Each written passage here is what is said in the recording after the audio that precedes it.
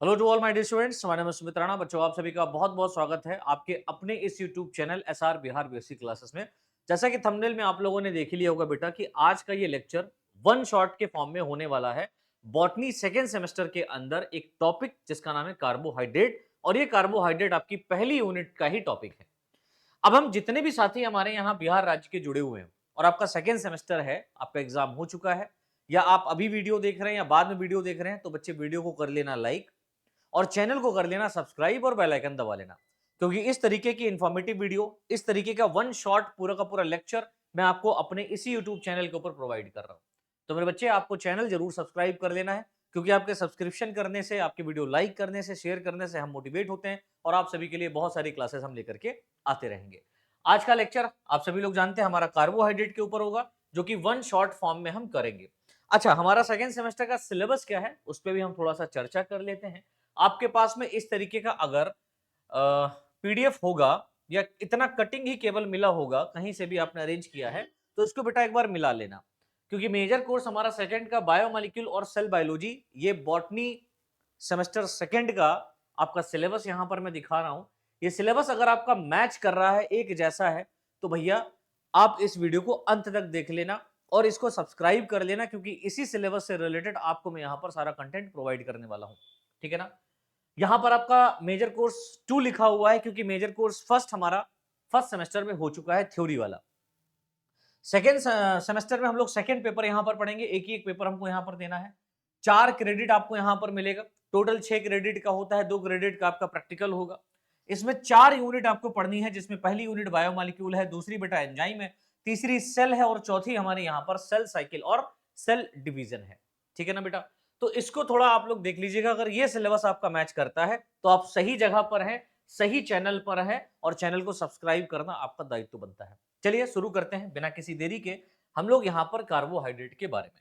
तो सबसे पहले आप लोगों को मैं बता दूं कि यहां पर जो कंटेंट आपको प्रोवाइड हो रहा है बेटा, वो दो तरीके का है।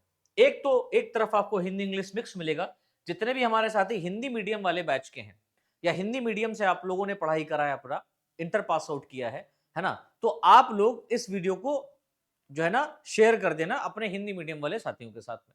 अब जितने साथी हमारे यहाँ पर अंग्रेजी माध्यम के जुड़े हुए इंग्लिश मीडियम वाले छात्र हैं, या आप हिंदी मीडियम के हैं लेकिन आपको इंग्लिश में कंटेंट चाहिए और आपको अपने बीएससी में इंग्लिश में लिखना है थ्योरी पेपर में, तो मेरे भाई आपके लिए ये बेटा वीडियो है।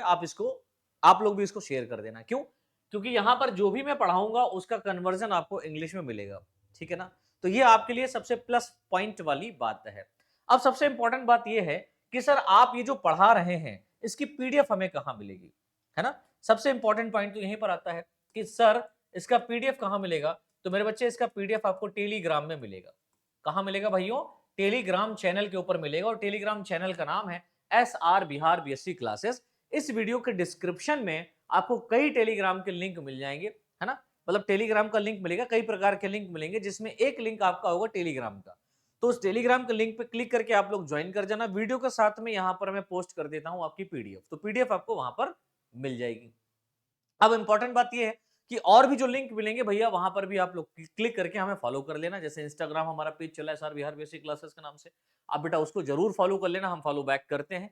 जल्दी हम वहां पर भी आप लोगों के साथ में कनेक्ट करते हैं। आप कोई मैसेज वगैरह करते हैं तो वहां पर ड्रॉप कर सकते हैं, वो मैं पर्सनली खुद हैंडल करता हूं, क्योंकि मुझे भी रील्स अच्छी लगती है, मैं देखता हूं। लेकिन हम वहां पर जो बच्चे हैं उनसे भी कनेक्ट रहते हैं, कभी कभी लाइव भी हम वहां पर आ जाते हैं, तो आपसे वीडियो चैट भी हो सकता है ना, मौका मिल सकता है आपको हमसे बात करने का। तो मेरे भाई उसको आप लोग फॉलो जरूर कर लीजिएगा, और टेलीग्राम में आप लोग जरूर ज्वाइन कर लीजिएगा, और बच्चे यूट्यूब जरूर आप लोग सब्सक्राइब कर लेना। चलो भाई शुरू करते हैं अपनी क्लास, क्योंकि ये लंबी क्लास होने वाली है और बार बार मैं से भी नहीं बताऊंगा, तो शुरुआत में जितना बोल लेता हूं उतना बोल लेता हूं। अब जो हमारा स्टार्ट होगा वो सिर्फ क्वालिटी कंटेंट और क्लास से रिलेटेड ही हम बात करेंगे। ठीक है ना। चलिए जी, कार्बोहाइड्रेट की बात करते हैं। तो कार्बोहाइड्रेट होता क्या है, सबसे पहले इसको समझिए। देखिए, यहां पर हम कार्बोहाइड्रेट की बात करें बेटा, तो आप कहेंगे सर कार्बोहाइड्रेट वो कॉम्प्लेक्स ऑर्गेनिक कंपाउंड्स होते हैं। समझिएगा, कौन से कंपाउंड होते हैं बेटा? ऑर्गेनिक मींस कार्बनिक कंपाउंड। कार्बनिक कंपाउंड्स की बात हो रही होते हैं, जिन्हें पॉलीहाइड्रिक, पॉलीहाइड्रिक मींस क्या होता है? एक से अधिक, जिनमें OH ग्रुप पाया जाए, है ना। एक से अधिक OH ग्रुप जिस कंपाउंड में मिलते हैं उसको हम लोग पॉलीहाइड्रिक कहते हैं, है ना। यानी अल्कोहल के एल्डिहाइड अथवा कीटोन डेरिवेटिव्स यानी व्युत्पन्नों के फॉर्म्स में डिफाइन किया जाता है। तो हम क्या कह सकते हैं, जिन्हें हम लोग अल्कोहल के जो एल्डिहाइड्स होते हैं बेटा, और कीटोन के जो डेरिवेटिव हैं, जो कीटोन के डेरिवेटिव्स होते हैं, डेरिवेटिव मतलब उनके व्युत्पन्न जो होते हैं, उस रूप में हम यहां पर क्या करते हैं, कार्बोहाइड्रेट को डिफाइन करते हैं। तो कार्बोहाइड्रेट क्या है, तो मोटा मोटी तौर पे हम कह सकते हैं ऐसे ऑर्गेनिक कंपाउंड जिनमें OH ग्रुप सबसे अधिक मात्रा में प्रेजेंट हो, उसको हम लोग कार्बोहाइड्रेट कहते हैं। अच्छा, कार्बन कंपाउंड्स का यह ग्रुप जो होता है कार्बोहाइड्रेट इसलिए कहलाता है। अब ये कार्बन कंपाउंड का जो ग्रुप है पूरा का पूरा, ये कार्बोहाइड्रेट क्यों कहलाता है? तो कार्बोहाइड्रेट इसलिए कहलाता है क्योंकि यह कंपाउंड कार्बन, हाइड्रोजन और ऑक्सीजन के अणुओं से मिलकर के बने होते हैं। तो कार्बोहाइड्रेट किससे मिलकर के बने होते हैं? तो आप कहेंगे सर, कार्बोहाइड्रेट कार्बन, हाइड्रोजन और ऑक्सीजन से मिलकर के बने होते हैं। ठीक है ना? यानी कि यहां पर CHO प्रेजेंट होगा, CHO प्रेजेंट होगा। अच्छा, CHO ग्रुप नहीं है, कार्बन, हाइड्रोजन, ऑक्सीजन के एटम यहां पर पाए जा रहे हैं। ठीक है। अच्छा, इनमें हाइड्रोजन और ऑक्सीजन हमेशा वाटर के फॉर्म में पाई जाती है। जैसे हाइड्रोजन अगर मान लो, एक पानी का सूत्र क्या होता है, H2O। हाइड्रोजन अगर 2 है तो ऑक्सीजन का एक अणु यहां पर होगा। हाइड्रोजन अगर मान लो यहां पर 4 है तो ऑक्सीजन के यहां पर 2 हो जाएंगे, H4O2 ऐसे, है ना? तो H2O यानी कि 2:1 के रेशियो में आपको यहां पर क्या मिलेगा, हाइड्रोजन और ऑक्सीजन का रेशियो देखने को मिलता है। अब यहां पर हाइड्रोजन ऑक्सीजन तो है, इसके साथ साथ कार्बन आ जाता है, तो कार्बन जब जुड़ जाएगा मेरे बच्चे, तो यहां पर क्या होगा, आप देखेंगे कि एक कंपाउंड बन जाएगा, है ना, जिसको कार्बोहाइड्रेट ही कह देते हैं। और पाई जाने वाली जो मात्रा है उसके रेशियो मतलब 2:1 में पाया जाता है। तो हाइड्रोजन और ऑक्सीजन का जो रेशियो है वो किसके सिमिलर पाया जाता है कार्बोहाइड्रेट के अंदर? तो आप कहेंगे सर, पानी के अणु के आकार का, है ना, पानी के रेशियो के आकार का। अच्छा, आगे देखिए लिखा हुआ है कार्बोहाइड्रेट एनिमल्स और प्लांट टिश्यू दोनों में पाए जाते हैं। अब बात यहां पर आ रही है कि कार्बोहाइड्रेट कहां मिलते हैं? तो आप कहेंगे सर, ये प्लांट्स और एनिमल दोनों के अंदर आपको देखने को मिलते हैं। जिससे यह कॉम्प्लेक्स, जिससे यह कंपाउंड एनिमल सेल के अंदर, अब आप एक बात याद रखना, ये जो कंपाउंड्स हैं, ये जब एनिमल सेल के अंदर मिलेंगे आपको, तो ये ग्लूकोज और ग्लाइकोजन के रूप में मिलता है। याद रखना, एनिमल के अंदर आपको ये किस रूप में मिलेगा बेटा? एनिमल के अंदर आपको ये ग्लूकोज और ग्लाइकोजन के रूप में मिलेगा। यानी कि ग्लूकोज जो होता है, ये ग्लाइकोजन जो होता है, ग्लाइकोजन क्या है, ग्लूकोज से मिलकर के ग्लाइकोजन बनता है एनिमल्स में। और ग्लूकोज क्या, एक फ्यूल है, एनर्जी का फ्यूल है, जिसको हमारी सेल तोड़ करके एनर्जी बनाती है, हम लोग ये जानते हैं। आगे वाली क्लासेस में आप लोग 5th सेम में पहुंचेंगे तो वहां पर हम पढ़ाएंगे आपको डिटेल में इन सब चीजों को। तो सेल के अंदर ग्लूकोज और ग्लूकोज कॉम्प्लेक्स होकर के क्या बना देता है, ग्लाइकोजन बना देता है, और ये मिलता है एनिमल के अंदर, ये बात याद रखना। तथा प्लांट सेल की अगर हम लोग बात करें, पादप कोशिका की बात करें, तो पादप कोशिका के अंदर सेलुलोज और स्टार्च के रूप में पाया जाता है। तो कार्बोहाइड्रेट प्लांट्स में किस रूप में मिलता है और एनिमल में किस रूप से मिलता है, इसको भी आपको याद रखना है, क्योंकि यहां से आपका ऑब्जेक्टिव क्वेश्चन बनता है। और हम सभी जानते हैं कि हमारे पेपर में 10 ऑब्जेक्टिव क्वेश्चन आते हैं, और वो 10 ऑब्जेक्टिव क्वेश्चन क्या अलग से आएंगे? नहीं बेटा, आपके सिलेबस से ही आएंगे, है ना, आपके टॉपिक से ही बनाए जाते हैं। तो हर टॉपिक को जब आप डिटेल में पढ़ लोगे, अच्छे से समझ लोगे, तो आपका MCQ भी बाहर नहीं जाएगा। जाएगा कि जाएगा? जाएगा कि नहीं जाएगा? तो आप कहेंगे सर नहीं जाएगा, क्यों? क्योंकि आपने कोई भी टॉपिक को अगर एनालाइज किया है, डिटेल में पढ़ा है, तो मेरे भाई आप ये बताओ कि कुछ भी छूटा वहां से? कुछ भी नहीं छूटा। फिर हम लोग MCQ प्रैक्टिस भी करेंगे। जब प्रैक्टिस करोगे मेरे भाई, तो आपका तो बल्ले बल्ले हो गई, है ना, आपकी तो बल्ले बल्ले हो जाएगी। चलिए जी, अब हम बात करते हैं क्लासिफिकेशन ऑफ कार्बोहाइड्रेट के बारे में, है ना। तो जो हमारा कार्बोहाइड्रेट है, इसको कितने फॉर्म में क्लासिफाइड किया गया है? तो आप कहेंगे सर, इसे मुख्यतः 3 ग्रुप में आप क्लासिफाइड किए हैं। हमने ही किए हैं, ये साइंटिस्ट करके गए हैं, उसको हम लोग को पढ़ना है। तो कार्बोहाइड्रेट को मुख्यतः 3 ग्रुप में क्लासिफाइड किया गया है। सबसे पहला यहां पर होता है बेटा मोनोसैकेराइड्स, है ना। मोनोसैकेराइड्स मतलब एक अणु से मिलकर के बना हुआ, है ना, बड़ा सिंपल होता है। और मोनोसैकेराइड्स ही हमारा लास्ट प्रोडक्ट होता है, मतलब डाइजेशन का जो भी हम खाते पीते हैं, उसका लास्ट प्रोडक्ट क्या होता है? मोनोसैकेराइड्स ही होता है। मींस ग्लूकोज यहां पर आता है, फ्रक्टोज यहां पर आता है, लैक्टोज यहां पर आता है, ये सब क्या है? मोनोसैकेराइड्स है बच्चे। उसके बाद में डाइसैकेराइड आपका आता है। डाइसैकेराइड, डाइसैकेराइड मतलब दो अणुओं से मिलकर के बना हुआ, लाइक ग्लूकोज के 2 अणु मिल गए, फ्रक्टोज के 2 अणु मिल गए, एक ग्लूकोज एक फ्रक्टोज मिल गया, एक ग्लूकोज एक लैक्टोज मिल गया, है ना। तो इससे क्या बन जाता है? डाइसैकेराइड बन जाता है। और पॉलीसैकेराइड कहने का मतलब क्या होता है बेटा? एक ओलिगोसैकेराइड भी होता है। ये छोटे अणु होते हैं। और पॉलीसैकेराइड कहने का मतलब समझते हो, मतलब ऐसे अणु जिनके अंदर बहुत ज्यादा मात्रा में मोनोसैकेराइड्स जुड़े हुए हैं आपस में, यानी कि ग्लूकोज की एक इतनी लंबी चेन जिसमें लाखों रूप में क्या मिलेंगे, ग्लूकोज के अणु मिलेंगे। तो लाखों रूप में जब ग्लूकोज के अणु यहाँ पर जुड़े हुए हैं तो आप बताइए उनको क्या कहेंगे, पॉलीसैकेराइड, क्योंकि वहां पर असंख्य संख्या में जो है ना पाए जा रहे हैं ग्लूकोज के मॉलिक्यूल, तभी तो हम उनको पॉलीसैकेराइड, पॉली मतलब क्या होता है, बहुत सारा, पॉली मीन्स बहुत सारा, और सैकेराइड्स मतलब हम यहां पर बात कर रहे हैं कार्बोहाइड्रेट की, ठीक है ना। चलिए जी आगे बढ़ते हैं और हम बात करते हैं सबसे पहले अपने मोनोसैकेराइड के बारे में कि भैया हमारा मोनोसैकेराइड कैसा है ना, मोनोसैकेराइड कैसा है इसको समझते हैं। देखिए लिखा हुआ है ये मोस्ट सिंपलेस्ट टाइप के कार्बोहाइड्रेट होते हैं। तो पहला पॉइंट तो आपका यहीं से बन गया। क्वेश्चन अगर मान लीजिए ऑब्जेक्टिव बनता है कि मोस्ट सिंपलेस्ट टाइप के कार्बोहाइड्रेट होते हैं, मोनोसैकेराइड, डाइसैकेराइड, पॉलीसैकेराइड या नन ऑफ दिस, तो आप कहेंगे सर मोनोसैकेराइड। मोनोसैकेराइड क्या होते हैं, सबसे सिंपलेस्ट टाइप के कार्बोहाइड्रेट होते हैं, पहली बात, जिन्हें हाइड्रोलिसिस के द्वारा और भी अधिक सिंपल फॉर्म में चेंज नहीं किया जा सकता। मतलब इनका आप अगर हाइड्रोलिसिस करेंगे, इनको जल में घोलेंगे, तो जल जो होता है, पानी के अणु जो होते हैं, इनको और ज्यादा सिंप्लीफाइड नहीं कर सकते। मतलब आप चीनी को घोलते हैं तो ग्लूकोज पार्टिकल ही बनता है। अब इसको और ज्यादा सिंप्लीफाइड करने के लिए आपको अपने सेल के अंदर इसको पहुंचाना पड़ेगा, क्योंकि बहुत सारे एंजाइम्स के माध्यम से इस ग्लूकोज पार्टिकल को तोड़ा जाता है। दैट मीन्स आप यू कहेंगे कि भैया जो ग्लूकोज पार्टिकल है उसको ग्लाइकोलिसिस के प्रोसेस के थ्रू तोड़ा जाता है। क्यों? क्योंकि आप एनर्जी को प्रोवाइड कर सकें, एनर्जी को प्रोड्यूस कर सकें, है ना। तो पानी के द्वारा तो इसको और ज्यादा अधिक तोड़ा नहीं जा सकता, ये बात हमने मान ली। चलो भाई, अच्छा यह केवल एक यूनिट यानी मॉलिक्यूल्स के बने होते हैं। जैसे आप मान लीजिए C6H12O6 की अगर हम लोग बात करें तो ये ग्लूकोज मॉलिक्यूल है। ये क्या है बच्चा? एक ग्लूकोज मॉलिक्यूल है। अब इस ग्लूकोज मॉलिक्यूल को और अधिक आप पानी के माध्यम से नहीं तोड़ सकते, H2O के माध्यम से आप नहीं तोड़ सकते, इस बात को याद रखना। तो पानी के माध्यम से इसको और ज्यादा अधिक सिंप्लीफाइड नहीं किया जा सकता, वो अलग प्रोसेस है, glycolysis, Krebs cycle, electron transport system, ये सब चलता है, तो इसको तोड़ा जाता है, वो अलग मैटर है।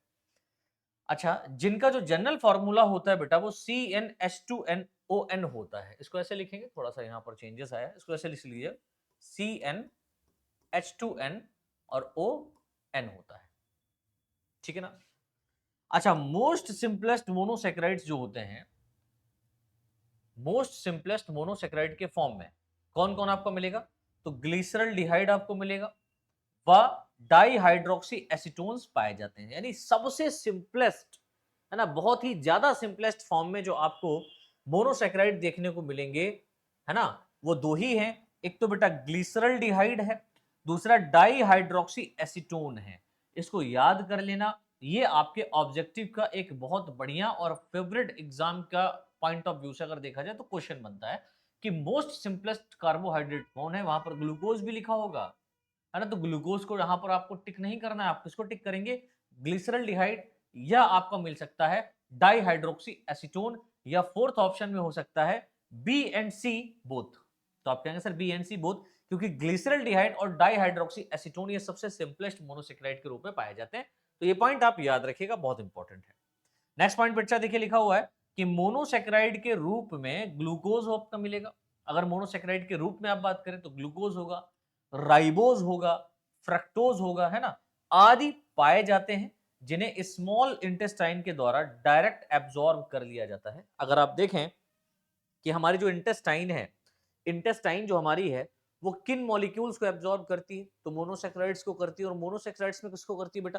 तो आप ग्लूकोज पार्टिकल की बात करें, फ्रक्टोज पार्टिकल की बात करें, राइबोज शुगर की बात करें, तो इन सबको ये इजीली क्या करते हैं? एब्जॉर्ब करके डायरेक्ट ब्लड में भेज करके, और ब्लड से लीवर में जाकर के, लीवर से हार्ट में जाकर के, और हार्ट से पूरे बॉडी में ट्रांसपोर्ट कर दिए जाते हैं। समझ में आ रहा? बड़ा कॉम्प्लेक्स मैकेनिज्म है अपने बॉडी का। ऐसा मत समझिएगा कि सिंपल सी बात है, सिंपल सी बात है और खत्म हो गया, नहीं भाई, ऐसा नहीं होता। बॉडी के अंदर डिफरेंट टाइप के ऑर्गन है, डिफरेंट टाइप का सिस्टम है ना। उस लेवल पर जाकर के आप यहां पर समझेंगे कि ग्लूकोज पार्टिकल जो हमने एब्जॉर्ब किया, उस ग्लूकोज पार्टिकल को सेल तक कैसे पहुंचाया जाएगा। तो सेल तक पहुंचाने के लिए सबसे पहले तो भैया आप उस ग्लूकोज पार्टिकल को बनाएं, उसके लिए आपको डाइजेशन पढ़ना होगा। जो डाइजेशन हो गया उसको फिर आपको एब्जॉर्ब करना, देखना होगा कि भैया कैसे एब्जॉर्ब होगा। तो हमारी इंटेस्टाइन के थ्रू इसको एब्जॉर्ब करके पहुंचाया जाता है ब्लड में, फिर ब्लड से सीधे ये जाता है लीवर में, लीवर में इसको देखा जाता है, भापा जाता है और डिटॉक्सिफिकेशन कराया जाता है। डिटॉक्सिफिकेशन कहने का मतलब होता है कि ऐसा कोई पदार्थ है, ऐसी कोई चीज तो नहीं है जिसकी वजह से आपको दिक्कत हो जाए, आपके बॉडी को दिक्कत हो जाए, है ना? कोई टॉक्सिक मटेरियल तो नहीं आ गया, तो उसको खत्म करते हैं। उसके बाद में इस फिर लीवर से डायरेक्ट इस पोर्शन को ब्लड के माध्यम से कहां भेजा जाता है? हार्ट में। और हार्ट हमारा हर टाइम पंप करता रहता है ना?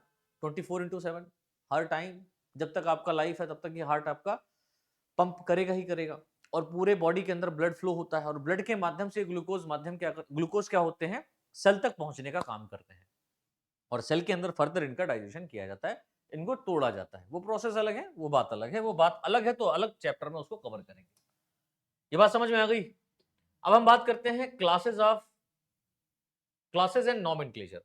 अगर हम कार्बोहाइड्रेट की क्लासेस की बात करें और इनके नामकरण की बात करें तो आप कह सकते हैं सर, कार्बन एटम की संख्या के आधार पर, है ना, सिंपल शुगर या मोनोसेक्राइड को डिफरेंट क्लासेस में क्लासिफाइड किया गया है। अच्छा देखिए, सिंपल शुगर आप कहें, टेबल शुगर आप कहें, तो वो आपका मोनोसेक्राइड ही होता है ना? और मोनोसेक्राइड को आप देखेंगे कि डिफरेंट क्लासेस में क्लासिफाइड किया गया है। किसके आधार पर बेटा? कार्बन एटम की संख्या के आधार पर, कि कार्बन के अणु कितने पाए जा रहे हैं किसी मॉलिक्यूल में। अब जब डिफाइन किया गया है, क्लासिफाइड किया गया है, तो आप यहां पर देखेंगे कि 3 कार्बन युक्त यहां पर क्या होता है बेटा? शर्करा पाया जाता है, जिसको हम लोग ट्राइओज कहते हैं। क्या कहते हैं बेटा? ट्राइओज। ट्राइओज अगर कहीं पर लिखा है मतलब 3 कार्बन इसमें मिलेंगे। और ये क्या है? एक प्रकार का बच्चा मोनोसेक्राइड्स है। ये सारे के सारे क्या है बेटा? मोनोसेक्राइड्स हैं। याद रख पाओगे? ये सारे के सारे मोनोसेक्राइड्स हैं। टेट्रोज, टेट्रा मींस क्या होता है? 4, यानी कि 4 कार्बन है।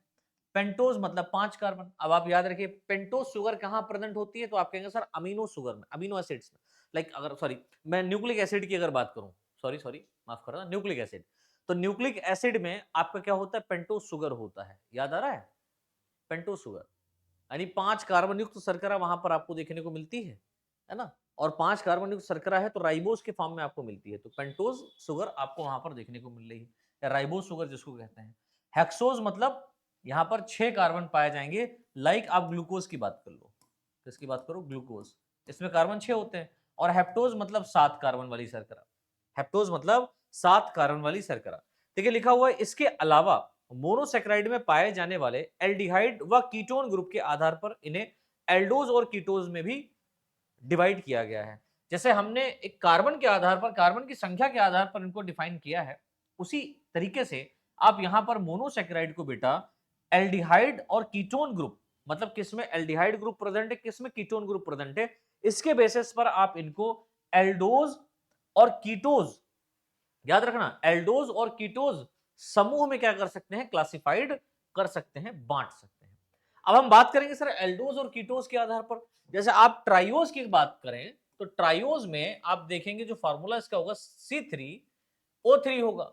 और हमेशा याद रखना, जो हाइड्रोजन होता है वो वाटर के सिमिलर होता है। मतलब ऑक्सीजन 3 है, कार्बन 3 है, तो हाइड्रोजन कितना हो जाएगा? दुगना हो जाएगा, 3 दूनी 6।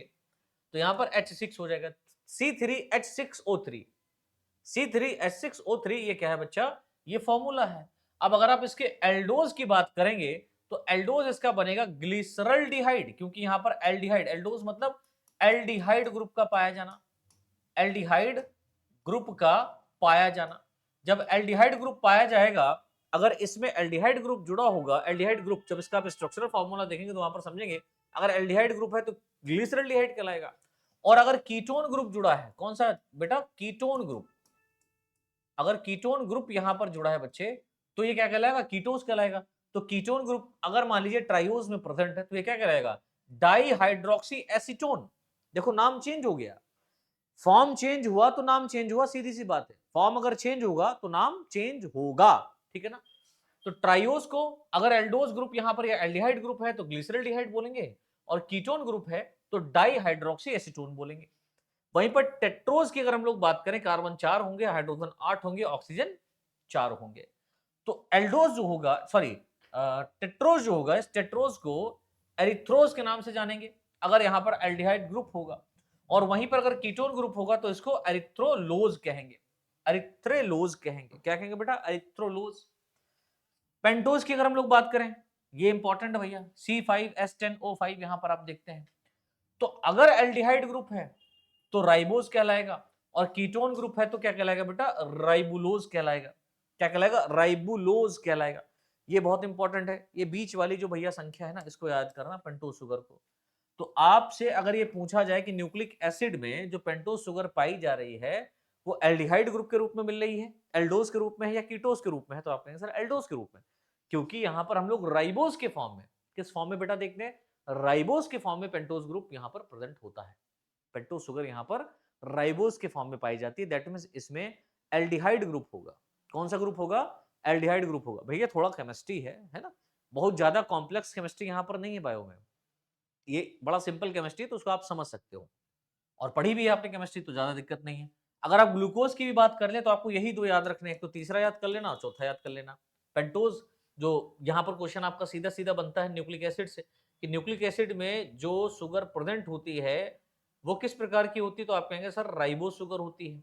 राइबोज शुगर क्यों होती है, तो आप कहेंगे सर इसमें एल्डिहाइड ग्रुप प्रेजेंट होता है या एल्डोज होता है, इसीलिए इसको राइबोज शुगर कहते हैं। हेक्सोज में मतलब कार्बन 6 हो जाएंगे, ऑक्सीजन 6 और हाइड्रोजन 12 हो जाएंगे, तो ये क्या हो जाएगा बेटा, ग्लूकोज। तो ग्लूकोज में अगर मतलब ये ग्लूकोज कब होगा, अगर इस वाले ग्रुप में एल्डिहाइड ग्रुप जुड़ा है। समझना इस पॉइंट को, ये पॉइंट बहुत इंपॉर्टेंट है। फ्रक्टोज और ग्लूकोज में आप लोग कंफ्यूजन नहीं करना।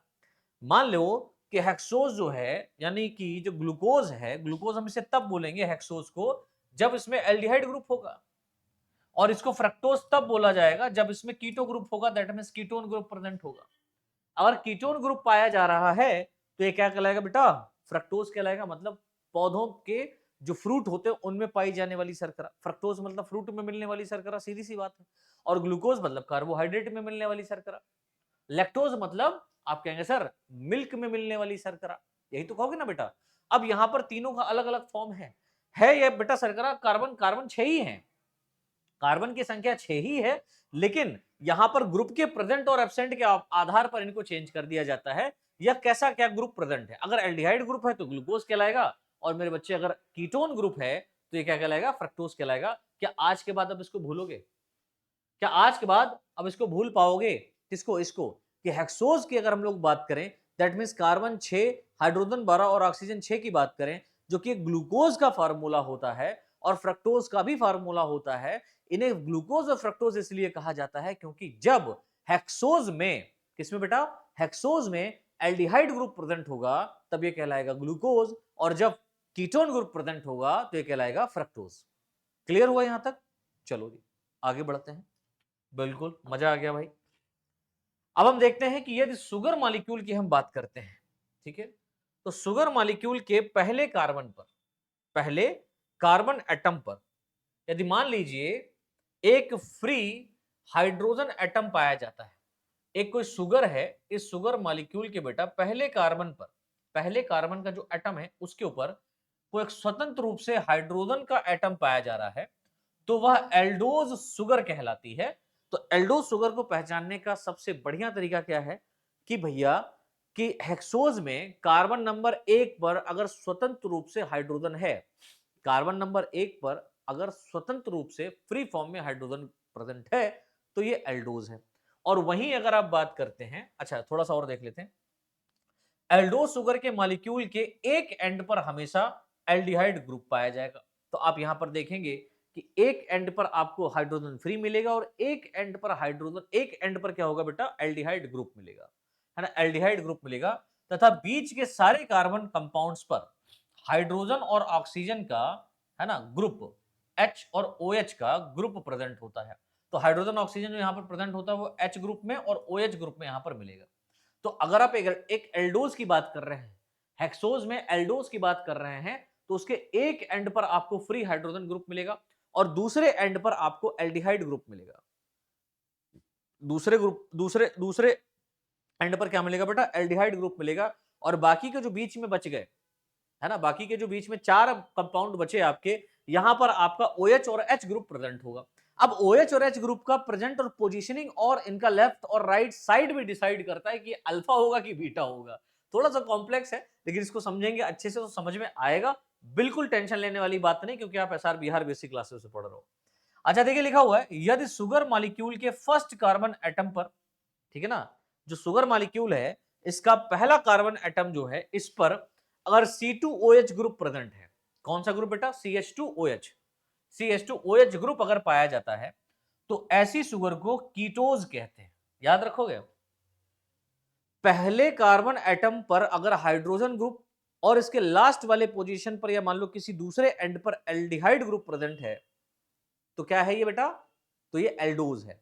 लेकिन अगर मेरे बच्चे यहां पर इसी हेक्सोज में पहले कार्बन कंपाउंड पर CH2OH ग्रुप मिलता है, क्या मिलता है? CH2OH ग्रुप मिलता है, तो आप कह सकते हैं कि भैया ये शुगर कीटोज कहलाएगी, है ना? और कीटोज शुगर में मॉलिक्यूल के बोथ एंड पर CH2OH, है ना, CH2OH ग्रुप आपको मिलेगा, यानी कि पहले कार्बन पर भी मिलेगा और दूसरे मतलब लास्ट वाले कार्बन पर भी मिलेगा। फर्स्ट और सिक्स कार्बन पर आपको CH2OH ग्रुप मिलेगा, तथा कार्बन नंबर दूसरे पर, यह पॉइंट इंपॉर्टेंट है, कीटोन ग्रुप कैसे आप पहचानेंगे? तो कार्बन नंबर दूसरे पर आपको कीटोन ग्रुप मिलेगा, और कीटोन ग्रुप कैसा होता है बेटा? C double bond O। जब कार्बन दो बॉन्ड के साथ में O ऑक्सीजन के साथ में जुड़ा होता है तो वो कीटोन ग्रुप कहलाता है। ये हमने बेसिक केमिस्ट्री पढ़ रखी है, 9, 10, 11, 12 में पढ़ी है ना। तो कीटोन ग्रुप कैसे आप पहचानेंगे? जब कार्बन दो बॉन्ड के साथ में ऑक्सीजन को बाइंड कर ले, और कहां पर? कार्बन नंबर 2 पर। कार्बन नंबर 1 और कार्बन नंबर 6 पर आपको CH2OH ग्रुप मिलेगा, एल्डिहाइड ग्रुप मिलेगा, लेकिन कार्बन नंबर 2 पर मेरे बच्चे क्या मिलेगा? ऑक्सीजन ग्रुप यहां पर प्रेजेंट होगा, दैट मींस कीटोन ग्रुप मिलेगा। और कीटोन ग्रुप पाया जाता है तथा बचे हुए सभी कार्बन एटम्स पर वाटर, है ना, H2O, मतलब एक H और एक OH, एक हाइड्रोजन और OH ग्रुप, मतलब वही पानी का, है ना, ग्रुप हाइड्रोजन और OH ग्रुप के फॉर्म में ऐड रहते हैं। तो वाटर के जो ग्रुप्स होते हैं, वाटर के जो मॉलिक्यूल्स होते हैं, वो हाइड्रोजन और OH ग्रुप में यहां पर प्रेजेंट होते हैं बाकी के बचे हुए कार्बन एटम पर। यानी कि बाकी के कितने बच गए? बाकी के बच गए, देखो, पहले कार्बन पर हो गया आपका CH2OH ग्रुप, लास्ट वाले कार्बन पर हो गया CH2OH ग्रुप, दो तो कार्बन ये चल दिए 6 में से, और एक कार्बन पर आपका C डबल बॉन्ड O यानी कीटोन ग्रुप पाया जा रहा है, तो 3 कार्बन चलेगा, तो बाकी के बचे 3। तो 3 कार्बन पर आपको CHOH, सॉरी, H और OH ग्रुप जो है ना, ये आपको बोथ एंड पर देखने को मिलेगा। ठीक है ना? चलो थोड़ा समझने का प्रयास करते हैं। जैसे मान लेते हैं हमने एक ट्राइओज लिया, एक हमने क्या लिया? ट्राइओज, और ट्राइओज का फुल फॉर्म क्या होता है? सॉरी, ट्राइओज का फार्मूला क्या होता है बच्चे? तो आप कहेंगे सर इसका फार्मूला होता है C3H6O6। जब ये C3H6O6 है, एल्डोज कब कहलाएगा? एल्डोज बेटा ये तब कहलाएगा जब इसके पहले कार्बन पर आप देखेंगे एक हाइड्रोजन ग्रुप फ्री में और CHO ग्रुप मिलेगा। हाइड्रोजन ग्रुप यहां पर फ्री है बेटा, यानी कि एल्डिहाइड ग्रुप के रूप में हाइड्रोजन यहां पर मिलेगा। तो एल्डिहाइड ग्रुप आपको मिल रहा है, CHO ग्रुप मिल रहा है, ये देखने को मिला। जैसे ही पहले कार्बन पर CHO ग्रुप मिल गया, किसी भी कार्बन कंपाउंड में या किसी भी स्ट्रक्चरल फॉर्म में आपको CHO ग्रुप पहले कार्बन में मिलता है, आप समझ जाना एल्डोज शर्करा की बात हो रही है बेटा, ये है ना। और बाकी आप यहां पर देखेंगे लास्ट वाले कार्बन के ऊपर H2O2 मिलता है, यानी CH2O2, sorry CH2OH, sorry CH2OH group आपको मिलेगा। तो CH2OH ग्रुप आपको लास्ट वाले पर मिलेगा, चाहे एल्डोज हो या कीटोज हो। एल्डोज की बात करो या कीटोज की बात करो, दोनों के लास्ट वाले कार्बन पर CH2OH ग्रुप मिलेगा। पहले वाले कार्बन का खेल होता है, पहले वाले कार्बन पर देखो हाइड्रोजन ग्रुप यहां पर फ्री है और एक ऑक्सीजन भी मिल रहा है, दैट मींस ये एल्डिहाइड ग्रुप है। एल्डिहाइड और बीच वाले कार्बन के ऊपर आपको मालूम है कि वाटर मॉलिक्यूल OH और H ग्रुप में मिलता है, तो यहां पर H ग्रुप जो होगा, जो फ्री H ग्रुप होगा, वो इसके राइट साइड में होगा, क्योंकि ये वाला राइट होता है, ये वाला बच्चे लेफ्ट होता है। तो राइट साइड पे H ग्रुप यहां पर मिलेगा और OH ग्रुप कहां मिलेगा? आपको मिलेगा लेफ्ट साइड पे। और ये क्या कहलाएगी बेटा? एल्डोज कहलाएगी। क्यों कहलाएगी? कि पहले कार्बन पर क्या मिला? पहले कार्बन पर एल्डिहाइड ग्रुप मिला, और दूसरे कार्बन पर वाटर मॉलिक्यूल्स यहां पर H और OH के रूप में पाए जा रहे हैं। OH ग्रुप हमेशा लेफ्ट साइड रहता है दूसरे कार्बन पर, और H ग्रुप हमेशा राइट साइड में प्रेजेंट होगा एल्डोज में। ठीक है, और एल्डोज के ट्राइओज में, ट्राइओज के एल्डोज की हम लोग बात कर रहे हैं। अब कीटोज की बात करें तो कीटोन ग्रुप यहां पर मिलेगा। देखो भैया, आपको कीटोन वाले में पता है ना, दोनों एंड पर, यानी कि पहले वाले और लास्ट वाले एंड पर आपको क्या मिलेगा? CH2OH ग्रुप मिलेगा। ये देखो CH2OH ग्रुप मिल रहा है, ये पहला कार्बन है, ये दूसरा है, ये बच्चा तीसरा है। तीनों पर क्या है? यहां पर पहले पे है CH2OH ग्रुप और तीसरे पर है CH2OH ग्रुप, और दूसरे वाले कार्बन पर क्या मिलता है? सर दूसरा वाला कार्बन हमेशा कीटोन ग्रुप बनाता है, तो दूसरे वाले कार्बन पर कीटोन ग्रुप है, तो मेरे भाई बताओ ये कीटोज होगा कि नहीं होगा? आप देख के ही बता दोगे कि भैया यहां पर कीटोन ग्रुप है तो ये कीटोज है, ना कि एल्डोज। ठीक है, चलो इसी तरीके से हम बात करते हैं हेक्सोज की। तो हमने पहला देख लिया, अब हेक्सोज की बात कर लेते हैं। हेक्सोज दिख रहा है ना, हम लोग हेक्सोज की बात करें। हेक्सोज का फॉर्मूला तो आपको पता है C6H12O6 होता है। मैं लिख देता हूं यहां पर, C6 विजिबल हो जाएगा, C6H12O6। अब स्ट्रक्चरल फार्मूला की अगर आप बात करें तो स्ट्रक्चरल फार्मूला में ये एल्डोज और कीटोज कब होगा, यानी कि ये ग्लूकोज और फ्रक्टोज कब होगा। तो यहां पर आपको सबको पता है कि एल्डोज तब होगा जब पहले वाले कार्बन एटम पर हाइड्रोजन ग्रुप फ्री फॉर्म में प्रेजेंट होगा। इसको आप ऐसे भी लिख सकते हो, जैसे CHO ग्रुप है ना, ये इसको आप ऐसे लिख सकते हो, CO और H, CO और H। तो हाइड्रोजन ग्रुप फ्री फॉर्म में है, ऑक्सीजन फ्री है, किससे जुड़ा है, कार्बन से। दैट मींस ये CHO ग्रुप है, मींस एल्डिहाइड ग्रुप है। CHO ग्रुप क्या दर्शाता है, एल्डिहाइड ग्रुप को दर्शाता है। तो यहां पर पहले कार्बन पर तो मिल गया एल्डिहाइड ग्रुप, और सबसे लास्ट वाले पर आपको क्या मिलेगा सर, सबसे लास्ट वाले पर CH2OH ग्रुप मिलेगा, सीधी सी बात है। तो पहले वाले पे मिला CHO, दूसरा, तीसरा, चौथा, पांचवा और छठवें वाले कार्बन पर मिल गया हमको CH2OH ग्रुप। और बाकी के सभी, याद रखना, बाकी के सभी बच्चे कहां पर, बाकी के सभी कार्बन पर, बीच वाले कार्बन पर आपको यहां पर HOH के फॉर्म में वाटर मॉलिक्यूल जुड़ा हुआ मिलता है। अब यहां पर राइट साइड और लेफ्ट साइड होता है, यहां पर राइट साइड और लेफ्ट साइड होता है। तो यहां पर आप देखें कि इसके लेफ्ट साइड में H ग्रुप लिखा है, इसके राइट साइड में OH ग्रुप है। यहां पर देखो कार्बन के कार्बन नंबर 3 पर, क्योंकि कार्बन नंबर 2 पर तो हमेशा यहां पर क्या होगा, अदला बदली में ऐसा रहेगा, हाइड्रोजन इधर रहेगा, ऑक्सीजन OH ग्रुप इधर रहेगा। अब थर्ड वाले पोजीशन पर आपको समझना है कि थर्ड वाले पोजीशन पर यहां पर आइसोमर भी बनते हैं, कैसे बनते बताएंगे। राइट वाले पर यहां पर क्या है, सॉरी लेफ्ट वाले पर OH ग्रुप है, और राइट वाले पर बेटा D, मतलब यहां पर H ग्रुप है। और जब राइट वाले पर H ग्रुप केवल स्वतंत्र रूप से मिलेगा तो ये D ग्रुप कहलाएगा, मींस डेक्स्ट्रो रोटेटरी होता है। ये कैसा होगा, D मतलब डेक्स्ट्रो रोटेटरी, L मतलब लीवो रोटेटरी, D और L अल्फा, और यहां पर L का पूरा फॉर्म देखेंगे आगे। और कार्बन नंबर 4 पर H ग्रुप यहां पर फ्री होगा और OH ग्रुप यहां पर आ जाएगा इस साइड में। और कार्बन नंबर 5 पर H ग्रुप यहां पर फ्री, OH ग्रुप यहां पर। इसको कैसे याद रखोगे, तो हमेशा याद रखना कि ग्लूकोज के एल्डोज को अगर आपको बनाना है तो आप जहां CH2OH ग्रुप लगा है उसके ऊपर हाइड्रोजन 2 आपके लेफ्ट साइड में होंगे और OH ग्रुप राइट साइड में होगा। इसके जस्ट ऊपर आपको एक OH ग्रुप लेफ्ट साइड में करना है और राइट साइड में आपको H ग्रुप फ्री में करना है, और उसके ऊपर फिर उल्टा हो जाएगा। यानी कि पहले, चौथे और पांचवें कार्बन पर आप यहां पर हाइड्रोजन ग्रुप कहां पर सेट करेंगे, लेफ्ट साइड में, और राइट साइड में आपको OH ग्रुप रखना है। लेकिन कार्बन नंबर 3 पर आपको क्या करना है कि OH ग्रुप लेफ्ट साइड में करना है और H ग्रुप राइट साइड में करना है, जिससे डेक्स्ट्रो रोटेटरी एल्डोज कहलाएगा। वही अपन लोग बात करते हैं कीटोज की भैया। तो कीटोज कब कहलाएगा, तो आप कहेंगे सर कीटोज ये तब कहलाएगा जब पहले वाले कार्बन पर और छठवें वाले कार्बन पर, देखो साफ साफ, पहले कार्बन पर CH2OH ग्रुप और छठवें वाले कार्बन पर CH2OH ग्रुप मिल रहा है। बाकी दूसरे वाले पर आपको क्या मिलेगा, कीटोन ग्रुप मिलेगा। तो भैया दूसरे वाले कार्बन पर कीटोन ही हो गया, तो कीटोन ग्रुप यहां पर मिला। अब बचा तीसरा, चौथा और पांचवा। तो यहां पर आप हमेशा याद रखना कीटोज ग्रुप में, कीटोज ग्रुप में आपको हमेशा याद रखना है कि जो OH ग्रुप रहेगा वो हमेशा राइट साइड में ही रहेगा और H ग्रुप हमेशा लेफ्ट साइड रहेगा, चाहे तीसरे कार्बन की बात हो, चौथे की बात हो, पांचवे की बात हो। इन सभी में OH ग्रुप जो होगा वो कहां जाएगा बेटा, राइट साइड जाएगा, और H ग्रुप हमेशा लेफ्ट साइड आएगा। ये इसका स्ट्रक्चरल कंफर्मेशन है ना, स्ट्रक्चरल कॉन्फर्मेशन है, तो उसको याद कर लेना, बहुत इंपॉर्टेंट है बेटा। स्ट्रक्चरल फॉर्मूला लिखने को आता है ना, तो ऐसे आप लिख सकते हो। और जब आपको कीटोज ग्रुप हेक्सोज में, किसमें बेटा, हेक्सोज में कीटोज की बात होगी तो ये फ्रक्टोज कहलाएगा। और हेक्सोज में अगर एल्डोज की बात होगी, हेक्सोज में एल्डोज की बात होगी तो ये ग्लूकोज कहलाएगा। क्लियर हुआ, चलो आगे बढ़ते हैं। अब थोड़ा सा एक इंपॉर्टेंट पॉइंट यहां पर लिखा गया है कि नेचर में मोस्ट कॉमन फॉर्म में, याद रखना, मोस्ट कॉमन फॉर्म में पाई जाने वाली जो मोनोसेक्राइड होती है वो पेंटोज और हेक्सोज होती है, ठीक है ना। प्राकृतिक तौर पर अगर आप देखें तो प्राकृतिक तौर पर सबसे ज्यादा रूप में जो मोनोसेक्राइड मिलती है वो पेंटोज शुगर के रूप में और हेक्सोज शुगर के रूप में मिलती है, क्योंकि हम लोग जो भी खाते हैं उसका लास्ट प्रोडक्ट हेक्सोज होता है, C6H12O6, दैट मींस ग्लूकोज और फ्रक्टोज होता है। और वही अगर हम लोग बात करते हैं अपने बॉडी के अंदर पाए जाने वाले अमीनो एसिड्स की, जिसके अंदर डीएनए आरएनए है, तो उसके जो कंपोजिशन की आप जब बात करते हो तो वहां पर जो शुगर होता है वो पेंटोज शुगर के रूप में पाया जाता है। तो प्राकृतिक तौर पर अगर आप देखें तो प्राकृतिक तौर पर पेंटोज और हेक्सोज सबसे ज्यादा मात्रा में पाई जाने वाली मोनोसेक्राइड होती है। तो क्वेश्चन अगर आपसे पूछा जाए सबसे मोस्ट अबंडेंट फॉर्म में पाया जाने वाला मोनोसेक्राइड कौन है, तो आप कहेंगे सर हेक्सोज और पेंटोज।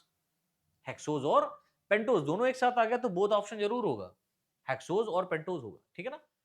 अच्छा, आगे देखिए लिखा हुआ है प्राइमरी अल्कोहल के सब टर्मिनल एंड कार्बन नंबर 5 पर पाए जाने वाले बोथ साइड पर जो हाइड्रोजन और OH ग्रुप होते हैं। भाई देखिए यहां पर लिखा हुआ प्राइमरी अल्कोहल की अगर हम लोग बात करें इसके सब टर्मिनल एंड पर, नीचे से ऊपर की तरफ अगर हम लोग जाते हैं तो कार्बन नंबर 5 है ना, कार्बन नंबर 5 पर पाए जाने वाले बोथ साइड पर हाइड्रोजन और OH ग्रुप के लेफ्ट व राइट साइड पर रोटेशन या एडजस्टमेंट के आधार पर प्रत्येक शुगर को दो पार्ट्स में डिवाइड किया जाता है। समझो ये इंपॉर्टेंट है भैया। तो कार्बन नंबर 5 हमारा कहां पर है, कार्बन नंबर 5 हमारा ये है। अब एक बात याद रखना, जब कार्बन नंबर 5 पर H और OH चाहे ये वाला कीटोज हो चाहे एल्डोज हो, दोनों की अगर हम लोग बात करें तो यहां पर जब H ग्रुप इधर आ जाएगा और OH ग्रुप इधर चल जाएगा तो OH ग्रुप इधर H ग्रुप इधर, अगर कार्बन नंबर 5 पर रोटेशन हुआ अल्कोहल ग्रुप के ऊपर, CH2OH ग्रुप अल्कोहल ग्रुप कहला रहा है, इसके ऊपर पांचवें वाले कार्बन पर क्या हो रहा है बेटा, जब शुगर मतलब जब यहां पर राइट और लेफ्ट साइड में H और OH ग्रुप का रोटेशन होगा, एडजस्टमेंट होगा, ये अपना स्थान आपस में चेंज कर देते हैं। ऐसे कहते हैं हम लोग एक सीट पे बैठे होते हैं, कहते यार तू इधर बैठ जा मैं इधर बैठूंगा, मेरे को थोड़ा सा दिक्कत हो रही है ना, या तू इधर बैठ जा मैं इधर बैठूंगा, ऐसे करके हम लोग चेंज कर लेते हैं सीट। तो सीट के चेंज करने से क्या होता है बेटा, नाम भी चेंज हो जाएगा। पहले सुमित मान लो इधर बैठे थे और आप इधर बैठे थे, है ना, अब सुमित इधर आ गए आप इधर आ गए तो दोनों चेंज हो गए ना, प्लेस चेंज हुआ। तो प्लेस चेंज होगा तो नाम भी चेंज होगा, और नाम चेंज होगा तो क्या होगा उसको समझेंगे। देखिए जब OH ग्रुप इस कार्बन एटम के राइट साइड पर अरेंज होता है ना, जब OH ग्रुप किसी भी हेक्सोज के कार्बन नंबर 5 पर राइट साइड पर है, तब क्या होता बेटा, इसे डी साइड यानी कि डेक्स्ट्रो रोटेटरी सीरीज में रखा जाता है। डी साइड कहने का मतलब होता है डेक्स्ट्रो रोटेटरी सीरीज, एक लीवो रोटेटरी सीरीज है, एक डेक्स्ट्रो रोटेटरी सीरीज है, दोनों के अंदर हमने ग्रुप्स को क्लासिफाइड करा है, अलग अलग रखा है। तो अगर डी साइड पर OH ग्रुप है मींस राइट साइड पर OH ग्रुप होगा, डी मतलब राइट साइड, डी साइड कहने का मतलब क्या हो गया, राइट साइड पर अगर OH ग्रुप है तो आप क्या कहेंगे सर कि ये डी साइड कहलाएगा, डेक्स्ट्रो रोटेटरी कहलाएगा, ठीक है। अगर मान लो बेटा, अगर मान लो OH ग्रुप लेफ्ट साइड में अरेंज होता है, तब इसे एल साइड मतलब लीवो रोटेटरी सीरीज में रखते हैं, है ना। तो मैमल्स की जो मेटाबॉलिक एक्टिविटी में भाग लेने वाले मोस्ट मोनोसैकेराइड्स होते हैं वो डी कॉन्फ़िगरेशंस के होते हैं, यानी कि हमारे बॉडी के अंदर जो भी हम खाते हैं उसका जो ग्लूकोज बनता है, उस ग्लूकोज में कार्बन नंबर 5 पर जो OH ग्रुप होता है वो किधर होता है, राइट साइड में होता है, और लेफ्ट साइड में H ग्रुप होता है। दैट मींस हम जो भी कंज्यूम करते हैं वो शुगर डेक्स्ट्रो रोटेटरी सीरीज की होती है। किसकी होती है, डेक्स्ट्रो रोटेटरी सीरीज की होती है। क्योंकि बेटा BSc कर रहे हो तो डिटेल में तो जाना पड़ेगा, या 11 12th नहीं है जहां पर मोनोसेक्राइड छुपे छुपे पढ़ा दिया छोटा छोटा खत्म बात, नहीं डिटेल में जाना पड़ेगा, ठीक है, तो उसको याद रखना। तो इसको पूरा सीरीज को आप अच्छे से पढ़ना बेटा, पूरी क्लास को आप कई बार रिवीजन कर लेना मेरे हिसाब से, तो आपका ये मोनोसेक्राइड डाइसेक्राइड ट्राइसेक्राइड सब खत्म हो जाएगा अच्छे से, ठीक है। चलो, तो हमने क्या कहा कि जितने भी मोनोसेक्राइड्स यहां पर है ना, मोनोसेक्राइड्स होते हैं जो मेमल्स कंज्यूम करता है, इसकी जो मेटाबॉलिक एक्टिविटी में यूज होते हैं वो डी कॉन्फ़िगरेशन के होते हैं, जिसमें एक ही मॉलिक्यूल के डिफरेंट स्ट्रक्चर फार्मूला वाले ऐसे कंपाउंड को स्टीरियो आइसोमरिज्म यानी कि त्रिविम समन्वय कहा जाता है, त्रिविम समन्वय कहा जाता है, ठीक है ना। एक ही, क्या कह रहे हैं बेटा, एक ही मॉलिक्यूल के डिफरेंट स्ट्रक्चर फार्मूला वाले ऐसे कंपाउंड्स को स्टीरियोमेरिज्म कहते हैं। अच्छा, देख लो भैया, यहां पर हेक्सोज में आप देखने का प्रयास करें तो लीवो रोटेटरी कब कहलाएगा, तो लीवो रोटेटरी तब कहलाएगा बेटा जब यहां पर आप देखेंगे कार्बन नंबर 5 पर मुख्य रूप से, और कार्बन नंबर 2 पर भी आप देखेंगे तो मुख्य रूप से यहां पर चेंजेस मिलेगा। क्योंकि कार्बन नंबर 2 पर आपने क्या देखा था, अगर आप इसके जनरल फार्मूला को देखें तो कार्बन नंबर 2 पर H ग्रुप कहां पर है, L साइड में, OH ग्रुप राइट साइड में है, तो यहां पर H ग्रुप बेटा L साइड में ही है और OH ग्रुप राइट साइड में है। तो डी साइड में OH ग्रुप आपको मिल जाए कहां पर, कार्बन नंबर 5 पर। तो कार्बन नंबर 5 पर यहां पर आप हेक्सोज में किसमें बेटा, हेक्सोज के ग्लूकोज पार्टिकल में। और ग्लूकोज का ये क्या है, एल्डोज है। ग्लूकोज का क्या है भैया, ये एल्डोज है। क्यों एल्डोज है, क्योंकि इसमें एल्डिहाइड ग्रुप मिल रहा है पहले कार्बन पर, है ना, एल्कोहल ग्रुप नहीं मिल रहा है, एल्डिहाइड ग्रुप मिल रहा है, तो एल्डोज कहलाएगा। तो बेटा देखेंगे ये वाला एल साइड कहलाता है। मैं शायद शुरुआत में गलत बोल दिया हूं, इसको राइट बोल दिया, इसको लेफ्ट बोल दिया, नहीं, यहाँ पर इसके हिसाब से आप लेफ्ट साइड इसको ही रखेंगे अपने फेस के माध्यम से ही। फेस के आधार पर ये वाला लेफ्ट है, ये राइट है, तो हमारे सामने ही देख रहा है, तो लेफ्ट वाला यही जाएगा, राइट वाला यही जाएगा। हाँ, हम लोग बॉडी के ऑर्गन को पढ़ते हैं तो हमारा लेफ्ट साइड ये होता है, राइट साइड ये होता है, ऐसे होता ना। तो जब बॉडी ऑर्गन यहाँ पर बनाते हैं तो लेफ्ट साइड इधर जाता है, राइट साइड इधर जाता है, लेफ्ट साइड इधर जाता है, राइट साइड इधर जाता है, लेफ्ट साइड इधर जाता है, राइट साइड इधर जाता है, याद रखना, ठीक है। तो इसके अंदर लेफ्ट साइड जहां पर है वहीं पर रहेगा, राइट साइड जहां पर है वहां पर रहेगा। तो राइट साइड में जब कार्बन नंबर 5 पर OH ग्रुप प्रेजेंट होगा तो क्या कहलाएगा बेटा, ये कहलाएगा। अच्छा, ये जो आपका CH2OH ग्रुप, जो एल्कोहल ग्रुप यहां पर प्रेजेंट है ना कार्बन नंबर 6 पर, इसके ऊपर जो कार्बन नंबर 5 मिलता है, इसको हम लोग लास्ट कायरल कंपाउंड के नाम से जानते हैं, है ना। आखिरी का जो कायरल कंपाउंड है, इसके ऊपर जब OH ग्रुप कहां पर होगा बेटा, राइट साइड में होगा, मींस डी ग्रुप में इसको रखा जाएगा। ये डेक्स्ट्रो रोटेटरी सीरीज का हेक्सोज होगा। एल ग्रुप कब कहलाएगा भैया, है फ्रक्टोज ही, सॉरी है यहां पर ग्लूकोज ही। ये क्या बेटा, ये ग्लूकोज ही है, बट क्या है, थोड़ा सा इसके अंदर कन्फर्मेशन हो गया, चेंजेस हो गया, रोटेशन हो गया, और उस रोटेशन के कारण क्या हुआ, इस ग्लूकोज को किसी और सीरीज में रखा गया, और ये ग्लूकोज इसका आइसोमेरिक होगा। ये ग्लूकोज इसका आइसोमेरिक होगा, कैसे होगा समझो। हमने पूरे कार्बन को यहां पर रखा, कार्बन नंबर 1 से लेकर 6 तक।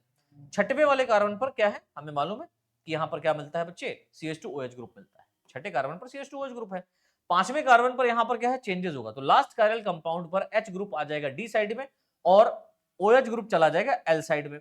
यही नहीं, जो कार्बन नंबर 2 है ना, यहां पर कार्बन नंबर 2, ये 3 है, ये 4 है, ये 5 है, ये 6 है, तो कार्बन नंबर 2 पर भी आप देखेंगे जो OH ग्रुप है बेटा, वो कूद करके आ जाता है कहां पर, L साइड में, और H ग्रुप चल जाता है कहां पर, राइट साइड में, दैट मींस डी साइड में। L साइड में आया तो क्या कहला रहा है, लीवो रोटेटरी। तो लीवो रोटेटरी सीरीज में इसको रखा जाएगा, और ये दोनों ही सिमिलर हैं, दोनों ही एक जैसे ही हैं, बट क्या है बेटा, मिरर चेंजेस हुआ इनके अंदर। मिरर चेंजेस कहने मतलब आप जब सामने खड़े होते हैं, है ना, तो आपको उल्टा दिखाई पड़ता है। जैसे मान लो कॉपी के अंदर आप उल्टे शब्द लिखे हैं, और उनको जब आप ऐसे दिखाओगे तो सीधा होगा, या आप कॉपी में सीधे शब्द जो है ना, इनको मिरर के आगे करोगे तो उल्टा उल्टा दिखाई पड़ता है ना। क्यों, क्योंकि वो मिरर इमेज शो नहीं कर पाता, वो उसका उल्टा हो जाता है। तो यहाँ पर भी वही है, तो ये इसको क्या कहेंगे बेटा, आइसोमर कहेंगे। है सेम चीज, है सेम चीज, बट लिखा अलग होता है। इसीलिए आप लोगों ने देखा होगा जो एम्बुलेंस वाली गाड़ी होती है ना, उसमें एम्बुलेंस उल्टा लिखा होता है। एम्बुलेंस उल्टा लिखा होता है, क्योंकि जब आगे आप बैठे होते हो,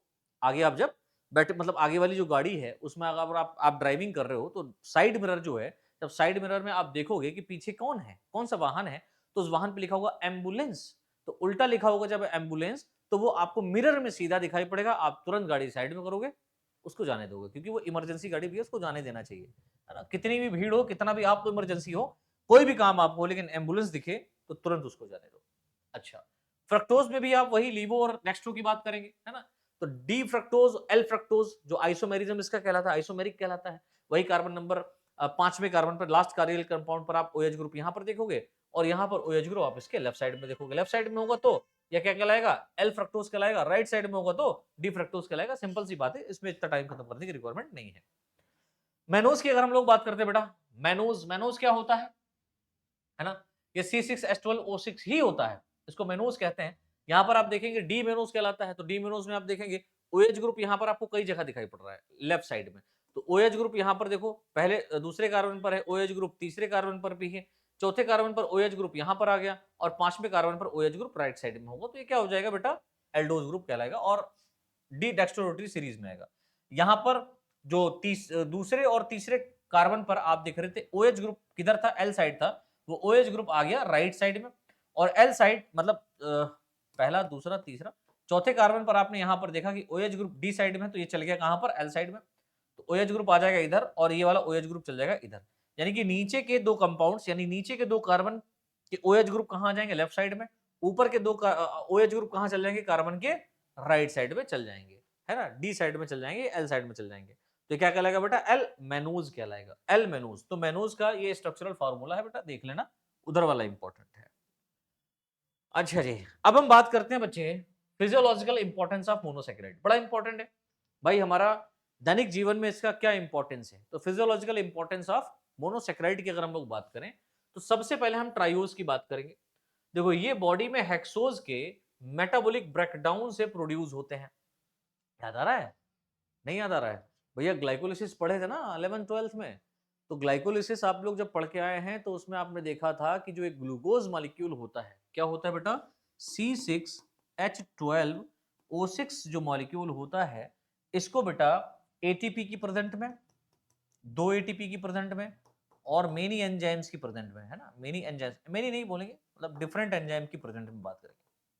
डिफरेंट एंजाइम्स की बेटा प्रेजेंट में आप क्या करते हो? इसको तोड़ते हो। आप नहीं बल्कि हमारी सेल के अंदर ये चल रहा है बेटा। सेल के कहां पर? साइटोप्लाज्म में। तो सेल के साइटोप्लाज्म में ये प्रक्रिया होती है और इस ग्लूकोज को दो फॉर्म में तोड़ दिया जाता है। इस ग्लूकोज को दो फॉर्म में तोड़ दिया जाता है। एक तो बेटा आपका बनता है ग्लिसरल्डिहाइड, जिसको 3PGALD के हम लोग कहते हैं, 3GPALD, 3PGALD। और दूसरा आपका होता है DHA, है ना? Dihydroxy acetone, DHA, di hydroxy acetone, di hydroxy acetone. Di hydroxy acetone बेटा आपका चेंज होकर किसमें चेंज हो जाता है? 3PGALD में, 3 फास्फोग्लिसरल्डिहाइड में ही चेंज होता है। तो ये यहां पर आप देखेंगे 3 कार्बन का ये होता है बेटा और 3 कार्बन का ये भी कंपाउंड होता है। तो जो 6 कार्बन कंपाउंड था, जो 6 कार्बन कंपाउंड था, इसको 3 कार्बन में तोड़ दिया गया। तो 3 कार्बन में कहां तोड़ा जाता है? हमारे सेल के अंदर तोड़ा जाता है। तो वही बात ये कह रहा है क्या कि ट्राइओज जो होता है इसको बॉडी में हेक्सोज के मेटाबॉलिज्म यानी ब्रेकडाउन से होता है। जैसे आप ग्लिसरल्डिहाइड और डाइहाइड्रोक्सी एसीटोन की बात करें, ठीक है ना? डाइहाइड्रोक्सी एसीटोन या ग्लिसरल्डिहाइड की बात करें, पेंटोज की बात करें तो देखो पेंटोज शुगर मुख्यतः न्यूक्लिक एसिड में तथा बहुत सारे को एंजाइम के स्ट्रक्चर में भाग लेते हैं। मतलब मुख्य रूप से तो आपको ये न्यूक्लिक एसिड भी मिलेगा। हमारा न्यूक्लिक एसिड का ये मेन प्रोडक्ट होता है। इसी पेंटोज शुगर से आपका फॉस्फेट ग्रुप भी आकर के जुड़ता है ना? आप अगर बात करते हैं भैया क्या क्या चीज होता है न्यूक्लिक एसिड में? न्यूक्लिक एसिड में क्या क्या चीज होता है बताओ? तो आप कहेंगे सर न्यूक्लिक एसिड में तो एक तो होता है शुगर, है ना? एक होता है शुगर, दूसरा होता है नाइट्रोजिनस बेसिस, नाइट्रोजिनस बेसिस, है ना? नाइट्रोजनस क्षार। और तीसरा क्या होता है बेटा? एसिड होता है ना? फास्फोरिक एसिड के रूप में आपको यहां पर मिलेगा, एसिड मिलता है ना? इसीलिए तो उसको न्यूक्लिक एसिड कहते हैं, इसीलिए इसको न्यूक्लिक एसिड कहते हैं। तो यहाँ पर क्षार भी है, एसिड भी है और शुगर भी है। ये तीनों मिलकर के क्या बनाता है? न्यूक्लिक एसिड बनाता है। तो न्यूक्लिक एसिड में आप यहाँ पर देखेंगे कि जो शुगर है वो किस रूप में मिलती है? तो पेंटोज शुगर के रूप में मिलती है। 5 कार्बन युक्त शर्करा मिलती है और इस शुगर से बेटा नाइट्रोजनस बेसिस और एसिड जुड़े होते हैं, कार्बन नंबर 1 और कार्बन नंबर 5 पर। ठीक है ना? चलो भैया, तो स्ट्रक्चर में भाग लेते हैं। अच्छा, इंपॉर्टेंट पेंटोज शुगर जो होता है वो फॉलोइंग टाइप्स से होती है। तो इंपॉर्टेंट जो पेंटोज शुगर है वो निम्नलिखित प्रकार की है। जैसे सबसे पहले हमने बात करी राइबोज शुगर, और राइबोज शुगर के रूप में ही हमारी क्या मिलती है? न्यूक्लिक एसिड में प्रेजेंट होती है। किसमें? किसमें? हाँ बेटा, आरएनए में। याद रखना, डीऑक्सीराइबोज के रूप में मिलता है डीएनए में, तो राइबोज शुगर मिलता है आरएनए में। तो यह एटीपी मतलब एडेनोसिन ट्राइफॉस्फेट, ठीक है, न्यूक्लिक एसिड तथा एनएडीपी मतलब निकोटिनामाइड एडेनिन डाइन्यूक्लियोटाइड इसका फुल नेम होता है बेटा, है ना? फॉस्फेट व निकोटिनामाइड एडेनिन डाइन्यूक्लियोटाइड इसको कहते हैं। इसको दो नाम से जानते हैं, या तो आप निकोटिनामाइड एडेनिन डाइन्यूक्लियोटाइड फॉस्फेट कहो, या आप एनएडी के रूप में भी इसको देख सकते हैं, nicotinamide dinucleotide, nicotinamide adenine dinucleotide के रूप में मिलेगा। तथा फ्लेवोप्रोटीन, किसमें बच्चा? फ्लेवोप्रोटीन। फॉर एग्जांपल आप बात करें फ्यू को एंजाइम्स का एक स्ट्रक्चरल कंपोनेंट्स होता है, मतलब कुछ प्रकार के जो एंजाइम को एंजाइम्स होते हैं उनका जो संरचनात्मक भाग होता है वो इसका ही बना होता है, राइबोज शुगर का, ठीक है ना? रिबुलोज की अगर हम लोग बात करें, राइबुलोज की बात करें, तो यह हेक्सोज मोनोफॉस्फेट शंट, है ना? मोनोफॉस्फेट शंट जो होता है इसके द्वारा ग्लूकोज मॉलिक्यूल के टूटने से इंटरमीडिएट सब्सटेंस के रूप में प्रोड्यूस होते हैं। तो राइबुलोज जो होता है वो बेटा एचएमपी शंट के द्वारा, एचएमपी हेक्सोज मोनोफॉस्फेट शंट, इसको एचएमपी बोलते हैं।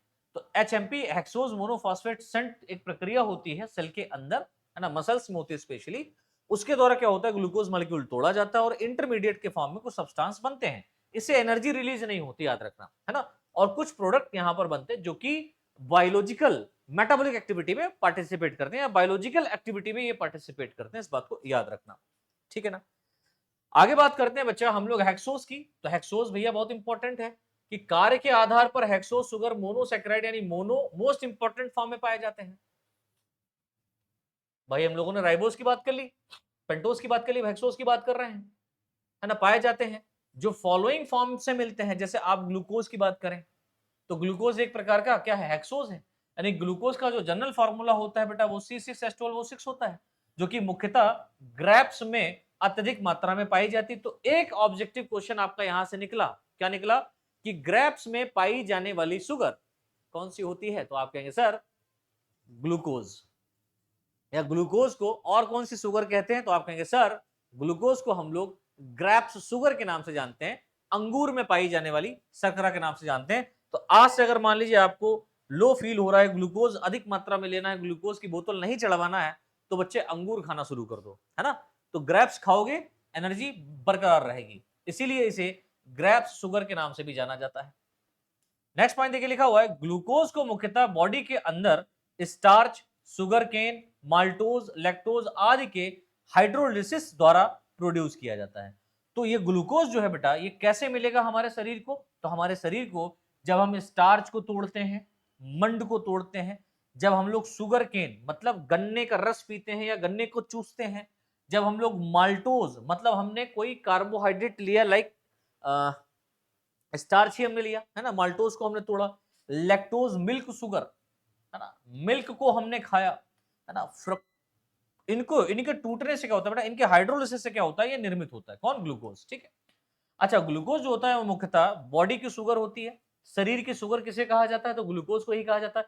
तो कितने सारे क्वेश्चन मिल रहे हैं, पहला क्वेश्चन तो यही मिल गया कि यहाँ पर ग्रेप शुगर किसे कहते हैं, तो ग्लूकोज को कहते हैं। ग्लूकोज को ग्रेप शुगर क्यों कहते हैं, क्योंकि सबसे अधिक मात्रा में यहाँ पर मिलती है। दूसरा क्वेश्चन, ग्लूकोज को मुख्यतः बॉडी के अंदर किससे प्राप्त किया जाता है, तो starch, sugar cane, maltose, lactose इनके ब्रेकडाउन से, इनके हाइड्रोलिसिस से। अच्छा एक और यहाँ पर मिला आपको, ग्लूकोज मुख्यतः बॉडी की शुगर कहलाती है, यानी कि बॉडी की शुगर किसे कहते हैं, तो ग्लूकोज को कहते हैं, ठीक है, जो कि ब्लड में पाई जाती है। तो ब्लड में पाई जाने वाली शुगर कौन सी होती है, तो ग्लूकोज होती है। देखो हर एक पॉइंट से यहाँ पर आपको ऑब्जेक्टिव क्वेश्चन बना सकता है एग्जामिनर, ठीक है, इंपॉर्टेंट है। जो टिश्यू में फ्यूल यानी ईंधन का काम करती है, यानी कि इसी को तोड़ करके हम लोग एटीपी का निर्माण करते हैं। आगे बढ़ते हैं, बॉडी में होने वाली डिफरेंट टाइप की मेटाबॉलिक एक्टिविटी के लिए ग्लूकोज के द्वारा ही मुख्य रूप से एनर्जी प्राप्त होती है। तो याद रखना कि हमारे शरीर के अंदर जो भी अपचयी क्रियाएं हो रही हैं, उपपचयी क्रियाएं हो रही, मेटाबॉलिक एक्टिविटी हो रही हैं, इन्हीं एक्टिविटीज के द्वारा ही हमें क्या मिलता है, एनर्जी मिलता है। और ग्लूकोज को तोड़ कर ही हम क्या प्राप्त करते हैं, एनर्जी प्राप्त करते हैं। और एनर्जी हमको मिलता है एटीपी के रूप में, है ना। अच्छा ब्लड में ग्लूकोज नॉर्मल अमाउंट में 80 से 120 मिलीग्राम पर 100 ml होता है। तो याद रखना ये पॉइंट बहुत इंपॉर्टेंट है। एक हेल्दी ह्यूमन के अंदर, है ना, एक हेल्दी ह्यूमन के ब्लड में कितने अमाउंट में ब्लड प्रेजेंट होता है, तो आप कहेंगे सर 80 से 120 मिलीग्राम, 80 से 120 मिलीग्राम पर 100 ml। एक 100 ml ब्लड आपने अगर लिया तो उसमें 80 से 120 मिलीग्राम तक ही क्या मिलना चाहिए, ग्लूकोज के मॉलिक्यूल्स मिलना चाहिए। याद रखना ये नॉर्मल वैल्यू है। जब शुगर का लेवल बढ़ जाता है ब्लड के अंदर तो रीनल थ्रेशोल्ड यानी अर्थात 180, रीनल थ्रेशोल्ड कहने का मतलब 180 मिलीग्राम पर 100 ml अगर होता है, यानी 120 के ऊपर चल गया, 180 मिलीग्राम पर 100 ml बढ़ जाता है, तब यह ग्लूकोज यूरिन के द्वारा बॉडी के बाहर आना शुरू हो जाता है, जिसे ग्लाइकोसूरिया या ग्लूकोसूरिया कहते हैं। तो ग्लाइकोसूरिया या ग्लूकोसूरिया क्या होता है, एक ऐसी डिजीज होती बेटा, एक ऐसी बीमारी होती है जिसमें यूरिन के माध्यम से क्या होता है, ग्लूकोज पार्टिकल बाहर आने लगते हैं। और ये कैसे पता चलता है कि जब आप यूरिनेट करते हो जाकर के किसी प्लेस पर, वहां पर अगर चींटे चींटियां लगने लगे, बहुत ज्यादा मात्रा में आ जाए, तो इसका मतलब है आपको ग्लाइकोसूरिया या ग्लूकोसूरिया हुआ है। ग्लाइकोसूरिया इसलिए कह रहे हैं क्योंकि ग्लूकोज पार्टिकल यहाँ से ग्लाइकोजन के रूप में टूट टूट करके, मतलब ग्लाइकोजन से ग्लूकोज टूट टूट करके बॉडी के बाहर निकलना शुरू हो जाता है। और यही बीमारी डायबिटीज कहलाती है, याद रखना आप, है ना। अच्छा हम फ्रक्टोज की बात करें तो देखो इंपॉर्टेंट है, नेचर में यह शुगर मुख्यतः फ्रूट, सैप तथा हनी में पाई जाती है। तो फ्रक्टोज कहां मिलती है मुख्य रूप से, तो आप कहेंगे सर फलों में। और फल जो होते हैं वो किससे मिलकर के बने होते हैं बेटा, फल जो बने होते हैं वो फ्लावर से बनते हैं। यहां से देखो याद कर लो, फल किससे बना है, फ्लावर से बना है। फ्लावर के पास में कौन आता है, तो मधुमक्खियां आती हैं। मधुमक्खियां फ्लावर से क्या लेती हैं, तो सर नेक्टर लेती हैं। ये नेक्टर कहाँ ले जाती हैं? अपने छत्तों में लेकर के जाती हैं, अपने घरों में लेकर के जाती हैं, जो उनके छोटे-छोटे घर होते हैं, हनी कॉम्ब जिसको कहते हैं, मधुमक्खी का छत्ता जिसको कहते हैं, वहाँ लेके जाती हैं। वहाँ इनका क्या करती हैं, तो अपनी सलाइवा से मिला करके ये वहाँ पर हनी बनाती है और हनी हमारे बॉडी के लिए बहुत यूज़फुल होता है। तो हनी में पाई जाने वाली शर्करा कौन-सी होगी? तो आप कहेंगे सर फ्रक्टोज़ होगी। और कहाँ मिलेगी? तो ये फ्रूट में मिलेगी, है ना? तो हनी किससे बना है? अल्टीमेटली फ्रूट से ही मिलकर के बना है। फ्रूट के जो नेक्टर है, फ्रूट का जो नेक्टर है उसको लिया किसने? हाँ, मधुमक्खी ने, और मधुमक्खी ने अपनी सलाइवा से मिला करके उसको बना दिया किसमें? फ्रक्टोज में, है ना? शुगर में। अच्छा, हमारी बॉडी में यह जो शुगर केन के सैप को शुगर केन के सैप को हाइड्रोलिसिस के द्वारा भी प्राप्त या प्रोड्यूस किया जाता है। जैसे मान लो आपका जो शुगर केन है, गन्ने का रस है, इसको अगर आप पी लेते हैं, है ना? तो इसके टूटने पर भी आपको फ्रक्टोज मिलेगा। अच्छा, लीवर में फ्रक्टोज को ग्लूकोज के रूप में चेंज कर दिया जाता है। अब देखो लीवर क्या कर रहा है हमारा, जो भी हमने फ्रूट खाया, उसमें जो शर्करा है फ्रक्टोज के रूप में, उसको हमारा लीवर बदलेगा ग्लूकोज में, क्योंकि ग्लूकोज को ही ग्लाइकोजन में चेंज किया जा सकता है, फ्रक्टोज को ग्लाइकोजन में नहीं। फ्रक्टोज को पहले चेंज किया जाएगा ग्लूकोज में, ग्लूकोज को चेंज किया जाएगा ग्लाइकोजन में, और इसी ग्लूकोज को हम तोड़ करके एनर्जी निकालेंगे, फ्रक्टोज को नहीं। तो ये बात याद रखना। तथा यह ग्लूकोज बॉडी में होने वाली मेटाबॉलिक एक्टिविटी में भाग लेता है और एनर्जी को निर्मित करता है। सीधी सी बात है, एनर्जी एटीपी के रूप में मिलती है। अच्छा, लीवर में फ्रक्टोज को ग्लूकोज के रूप में चेंज कर दिया जाता है तथा यह ग्लूकोज बॉडी में होने वाली मेटाबॉलिक एक्टिविटी में भाग लेता है तथा एनर्जी को देता है। अरे यार, ये पॉइंट 2 बार लिख गया है ना? ये पॉइंट 2 बार लिख गया है। चलो कोई बात नहीं, 2 बार समझ में आ जाएगा। अब हम गैलेक्टोज की बात कर लेते हैं। देखिए लिखा हुआ, यह मुख्यतः ग्लाइकोलिपिड व ग्लाइकोप्रोटीन में पाई जाती है। ये कहां मिलती है बेटा? तो मेनली ग्लाइकोलिपिड में मिलेगी और ग्लाइकोप्रोटीन में मिलेगी। ये मुख्यतः मैमल्स के मेमोरी ग्लैंड्स में सिंथेसाइज्ड होती है। तो ये कहां मिलती है? तो गैलेक्टोज जो होता है, गैलेक्टोज ये एक ऐसी शर्करा है जो मिल्क शुगर होती है। इसको मिल्क शुगर भी कहते हैं यार। क्या कहते हैं बच्चों? Milk sugar. और ये मिल्क शुगर मतलब मिल्क में मिलेगी। और मिल्क कहां से निकलता है? तो आप जानते हैं हम लोग मेमोरी ग्लैंड से उसको निकालते हैं। मींस आप एनिमल्स की बात करें, काऊ की बात करें, बफेलो की बात करें, तो इनके दूध को हम लोग दूते हैं और दू करके हम लोग पीते हैं। और दूध पीने पर हमको क्या मिलता है? एनर्जी मिलता है। दैट मीन्स अल्टीमेटली हमको क्या मिल रहा है? गैलेक्टोज मिल रहा है। और गैलेक्टोज क्या है? एक मोनोसेक्राइड है। और इस गैलेक्टोज को लीवर क्या करेगा? ग्लूकोज में चेंज करेगा, फिर हम लोग उसको तोड़ते हैं। मिल्क में एक स्पेशल टाइप की प्रोटीन भी होती है जिसको केसीन प्रोटीन कहते हैं। ये हमारी हड्डियों के लिए बहुत बेनिफिशियल होती है ना? तो दूध पीना जरूरी है गाय भैंस का। अच्छा, यह मुख्यतः मैमल्स के मेमोरी ग्लैंड्स में सिंथेसाइज होती है तथा इसके हाइड्रोलिसिस के द्वारा मिल्क में से लैक्टोज शुगर क्या होती है बेटा? निर्मित होती है। तो गैलेक्टोज जो होता है, जब इसका हाइड्रोलिसिस होता है तो हमको लैक्टोज शुगर मिलता है। लैक्टोज एक टाइप का मोनोसेक्राइड है। लीवर में लैक्टोज को ग्लूकोज में चेंज कर दिया जाता है जिसका यूज बॉडी में मेटाबॉलिक एक्टिविटी के लिए किया जाता है। बात खत्म। तो सीधी सी बात है, कुछ भी बनाओ, है ना, ग्लूकोज लास्ट में बनना है। मान लो मैनोज के रूप में आपने कुछ खाया, या मुख्यतः प्लांट, है ना, प्लांट्स मैनाज, है ना, प्लांट मैनेज, जिसको मैनोज या मैनोज कंटेनिंग पॉलीसेकेराइड के रूप में जाना जाता है, तथा गम यानी गोंद के हाइड्रोलिसिस से प्राप्त की जाती है। यह शुगर नॉर्मली ग्लाइकोप्रोटीन में पाई जाती है। कहां मिलेगी? तो मुख्य रूप से ग्लाइकोप्रोटीन में मिलती है तथा एल्बुमिन, ग्लोब्यूलिन और म्यूकोप्रोटीन्स के प्रोस्थेटिक पॉलीसेकेराइड की स्ट्रक्चर में भाग लेती हैं। तो हमारे बॉडी में एल्बुमिन, ग्लोब्यूलिन और म्यूकोप्रोटीन जो है, ये जब बनती हैं तो इनके अंदर प्रोस्थेटिक पॉलीसेकेराइड के रूप में, यानी कि जो उसको स्टेबिलिटी प्रोवाइड कर रहा है, यही मैनोज यही मैनोज के रूप में ही क्या होता है, यहां पर जुड़ते हैं और इसका फॉर्मेशन बनाते हैं, इसकी संरचना को मजबूत करते हैं। अब हम बात करते हैं बेटा डेरिवेटिव्स मोनोसेक्राइड की। डेराइव्ड मोनोसेक्राइड जो हमने प्राप्त करी है, जो निकाली है। डेराइव करने का मतलब क्या होता है? डेरिवेटिव्स मतलब जो बनाई है। तो डेराइव्ड मोनोसेक्राइड्स क्या होते हैं, इनको हम देख लेते हैं भाई। देखो भाई, मैंने बोला ना कि थोड़ा सा लंबा वीडियो जाएगा क्योंकि ये वन शॉट वीडियो है। इसमें मैं डाइसेक्राइड, पॉलीसेक्राइड भी आगे कवर करूंगा। अभी तो मोनोसेक्राइड ही अपना चल रहा है। चलिए, देखिए लिखा हुआ है, इस ग्रुप में उन कंपाउंड्स को रखा गया है जिनका स्ट्रक्चर मोनोसेक्राइड के सिमिलर होता है, लेकिन वह किसी न किसी फॉर्म में एल्डोज और कीटोज के एल्डोज और कीटोज से डिफरेंट होते हैं। मतलब मोनोसेक्राइड का जो संरचना है उसके जैसा मिलता जुलता है, लेकिन ये ना ही तो एल्डोज है और ना ही कीटोज है। समझो इस बात को। मोनोसेक्राइड से मिलता जुलता है, लेकिन इसकी संरचना ना तो एल्डोज के रूप में मिल रही है और ना कीटोज के रूप में मिल रही है, और ये हमारे दैनिक जीवन के लिए बड़े बेनिफिशियल होते हैं। कैसे बताऊंगा अभी। अच्छा, इस प्रकार के जो डेरिवेटिव मोनोसेक्राइड्स होते हैं मुख्यतः दो प्रकार के होते हैं। एक तो बेटा डीऑक्सी शुगर कहलाते हैं, दूसरा एक अमीनो शुगर या हेक्सोजामाइन कहलाते हैं। हेक्सोजामाइन कहलाते हैं। अमीनो शुगर होता है या हेक्सोजामाइन होता है या डीऑक्सी शुगर होता है। चलो हम डीऑक्सी शुगर की बात करें। देखो, ऐसी शुगर जिनमें एक OH ग्रुप के स्थान पर H ग्रुप अरेंज रहता है, यानी OH ग्रुप के स्थान पर क्या है बेटा, H ग्रुप पाया जा रहा है, उन्हें डीऑक्सी शुगर कहते हैं। मतलब कार्बन नंबर 2 पर जो OH और H ग्रुप था, इसमें केवल एक H ग्रुप आपको मिलेगा OH की जगह पर। ठीक है, जैसे आप न्यूक्लिक एसिड की बात करो, है ना, DNA की बात कर लो, न्यूक्लियोसाइड की बात करें, न्यूक्लियोटाइड की बात करें, इनमें पाई जाने वाली जो डीऑक्सीराइबो शुगर होती है, इसकी हम बात कर रहे हैं। तो ये डीऑक्सीराइबो शुगर है। डीऑक्सीराइबो शुगर कहने का मतलब क्या है कि इसके स्ट्रक्चर में चेंज हुआ। क्या चेंज हुआ कि न्यूक्लिक एसिड को तो बनाने में ये बेनिफिशियल्स हैं, लेकिन ना ही तो ये कीटोन है और ना ही ये क्या होते हैं बेटा, ना ही तो ये कीटोज होते हैं, ना ही ये एल्डिहाइड होते हैं, एल्डोज होते हैं। दैट मीन्स इनका स्ट्रक्चर थोड़ा सा चेंज होगा। तो कार्बन नंबर 2 पर एक H ग्रुप ही मिलेगा, मतलब 2 H ग्रुप आपको देखने को मिलेंगे और O ग्रुप नहीं मिलेगा। जैसे पेंटोज शुगर की हम लोग बात करें, है ना, तो ये कार्बन नंबर 1 है, 2 है, 3 है, 4 है, और यहाँ पर एक और पांचवा कार्बन नंबर यहाँ पर लगा रहता है CH2OH के रूप में, है ना। पांचवें कार्बन पर CH2OH ग्रुप मिलता है।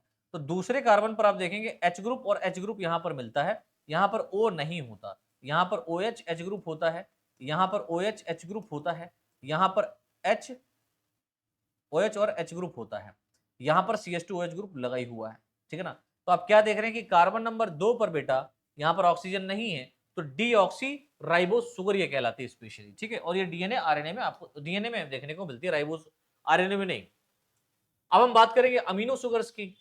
तो देखो, ऐसी शुगर जिनके या जिनमें एक OH ग्रुप के स्थान पर NH2 यानी अमोनिया ग्रुप प्रेजेंट होता है ना। For example D glucosamine, D galactosamine, D mannosamine, है ना, ग्लूकोज, गैलेक्टोज और मेनोज। तो D glucosamine, D galactosamine, D mannosamine, ये क्यों कहला रहा है डी, मतलब यहां पर डेक्स्ट्रोरोटरी ही रहेगा, बट यहां पर क्या है बच्चा कि OH ग्रुप के स्थान पर NH2 ग्रुप मिल गया। अब ये खतरनाक कंडीशन हो जाती है। तो डिफरेंट टाइप की बायोटिक मटेरियल्स में पाए जाते हैं। ठीक है, ये डिफरेंट टाइप की बायोटिक मटेरियल में मिलता है। जैसे डी ग्लूकोजामाइन की बात करें तो काइटिन के हाइड्रोलिसिस द्वारा प्रोड्यूस होता है। जब काइटिन जो होता है, काइटिन कहाँ मिलता है आपको, काइटिन ऐसे सब्सटेंस ऐसे ऑर्गेनिजम्स पर मिलता है, जैसे आप लोग बात करें फंगस की, तो फंगस की जो सलवाल होती है वो काइटिन की बनी होती है। आप इंसेक्ट की बात करें तो इंसेक्ट की जो बॉडी होती है, इनके बॉडी के जो हार्डनेस आता है वो काइटिन की वजह से आता है। ठीक है ना। तो डी ग्लूकोजामाइन जो होता है वो काइटिन के हाइड्रोलिसिस से मिलता है। तो याद रखना, डी ग्लूकोजामाइन किससे मिलता है, तो जो काइटिन होता है इसको जब तोड़ा जाता है तब मिलता है। जो इंसेक्ट तथा क्रस्टेशियंस एनिमल का एक मेन पॉलीसेक्राइड होता है, और आप ये फंगस के बॉडी, फंगस के सेल वॉल में भी देखोगे, जो कि मेमल्स के डिफरेंट पॉलीसेक्राइड तथा कुछ प्रोटीन में पाया जाता है। तो मेमल्स के डिफरेंट पॉलीसेक्राइड और कुछ प्रोटीन में आपको देखने को मिलेगा। डी गैलेक्टोजामाइन की बात करें तो कार्टिलेज में पाए जाते हैं। तो गैलेक्टोजामाइन कहां मिलेगा सर, तो आप कहेंगे सर कार्टिलेज में मिलेगा। कार्टिलेज क्या होता है, कार्टिलेज आप जानते हैं बोन जैसी संरचना होती है, बोन की तरह हार्ड नहीं होती कार्टिलेज। जैसे जो नॉनवेज खाने वाले हैं और नॉनवेज में भी जो मुर्गा खाना पसंद करते हैं और मुर्गे में भी जो लेग पीस खाना पसंद करते हैं, तो उसकी लेग के ऊपर आप देखते हो, उसकी लेग वाली जो बोन होती है उसके ऊपर एक हार्ड सब्सटेंस चढ़ा होता है, दैट इज कॉल्ड कार्टिलेज। इसी को कार्टिलेज कहते हैं, है ना। ये स्पेशल पॉलीसेक्राइड्स होते हैं। कार्टिलेज एक स्पेशल टाइप का पॉलीसेक्राइड होता है जो कॉन्ड्रियोटीन, है ना, कॉन्ड्रोटीन सल्फेट, है ना, कॉन्ड्रोटाइन सल्फेट या कॉन्ड्रोटीन सल्फेट तथा कई ग्लाइको कई ग्लाइको स्फिंगोलिपिड कई ग्लाइको स्फिंगोलिपिड में मिलता है। तो ग्लाइको स्फिंगोलिपिड में, है ना, और आपको कहां मिलेगा, कॉन्ड्रोटीन सल्फेट में देखने को मिलेगा, कॉन्ड्रोटीन सल्फेट में मिलेगा। अब वहीं डी मेनोजामाइन की बात करें तो ये म्यूकोप्रोटीन में मिलता है। कहां मिलता है बेटा, म्यूकोप्रोटीन का मेन कंपोनेंट जो होता है वो आपका डी मेनोजामाइन होता है। ठीक है ना। चलिए बढ़ते हैं आगे। अब अगर आप हो चुके हो बोर तो थोड़ा सा इसको पॉज करिए, और पॉज करने के बाद में आप पानी पीजिए, चाय पीजिए, और फिर से अपना शुरू करिए, फिर से अपनी क्लास शुरू करिए। चलो जी, हम बात करते हैं डाइसैकेराइड की। तो मोनोसैकेराइड हमारा हो गया फिनिश, मोनोसैकेराइड हमारा हो गया फिनिश। अब बात करेंगे बच्चे डाइसैकेराइड। डाइसैकेराइड्स क्या होते हैं? तो आप कहेंगे सर ये एक ही या डिफरेंट टाइप के मोनोसैकेराइड के दो मॉलिक्यूल के आपस में ग्लाइकोसाइडिक लिंकेज या बॉन्ड के द्वारा लिंक्ड होने के बाद डाइसैकेराइड का एक मॉलिक्यूल निर्मित होता है। इस लिंकेज में एक वाटर मॉलिक्यूल रिलीज हो जाता है, इसलिए इस एक्टिविटी को निर्जलीकरण, है ना, हाइड्रोलिसिस कहते हैं, डिहाइड्रेशन कहते हैं। क्या बोला मैंने? मैंने बोला कि मोनोसैकेराइड के एक जैसे ही अणु, जैसे ग्लूकोज ग्लूकोज की बात कर लें, या मोनोसैकेराइड के अलग अलग अणु, जैसे ग्लूकोज फ्रक्टोज की बात करें, ग्लूकोज मैनोज की बात करें, ग्लूकोज गैलेक्टोज की बात करें, समझ में आ रहा है? इनके जुड़ने से जो कंपाउंड बना वो डाइसैकेराइड कहलाएगा, सीधी सी बात है, खत्म बात, खत्म, टाटा बाय बाय, ठीक है ना। राहुल गांधी जी आ गए। और जब ये बनते हैं, जब ये बनते हैं, ये दो कंपाउंड्स आपस में मिलते हैं तो पानी निकलता है, पहली बात डिहाइड्रेशन होगा। उसके साथ साथ जब ये बनते हैं यानी कि डिहाइड्रेशन हुआ, जो लिंक हुआ, जो जुड़े, इनके बीच में जो बॉन्ड बना, उस बॉन्ड को हमेशा और हमेशा क्या कहा जाता है बेटा? ग्लाइकोसाइडिक बॉन्ड कहते हैं, ग्लाइकोसाइडिक लिंकेज कहते हैं। तो क्वेश्चन आता है शुगर मॉलिक्यूल के बीच में जो बॉन्ड बनता है वो क्या कहलाता है? तो हमेशा याद रखना, शुगर मॉलिक्यूल के बीच में जो बॉन्ड बनता है उसको ग्लाइकोसाइडिक बॉन्ड कहते हैं। बात खत्म, ठीक है ना। आगे देखिए लिखा हुआ है, इनका जो जनरल फॉर्मूला होता है वो CN ब्रैकेट में H2O का होल n-1 होता है ना।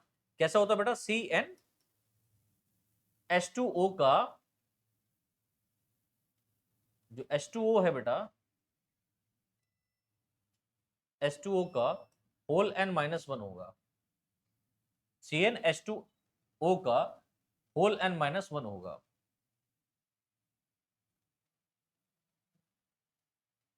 ठीक है ना। यानी कि यहां पर कार्बन नंबर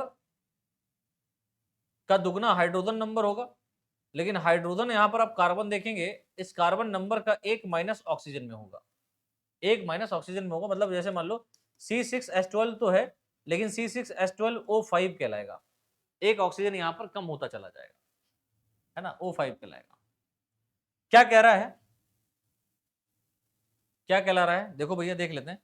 तो लिंकेज जो होगा वो कैसे बनेगा? जब एक मोनोसैकेराइड का एल्डिहाइड ग्रुप दूसरे मोनोसैकेराइड के हाइड्रोक्सिल ग्रुप के साथ में जुड़ता है, एक मोनोसैकेराइड का एल्डिहाइड ग्रुप दूसरे मोनोसैकेराइड के हाइड्रोक्सिल ग्रुप के साथ में जुड़ता है, तब एक ग्लाइकोसाइडिक बॉन्ड बनता है तथा इससे एक वाटर मॉलिक्यूल क्या होता है? रिलीज होता है। मतलब हाइड्रोजन भी रिलीज यहां पर होगा, H2O, सही है यार, H2O का होल n-1, मतलब एक हाइड्रोजन और एक ऑक्सीजन ग्रुप यहां से कम होता जाएगा।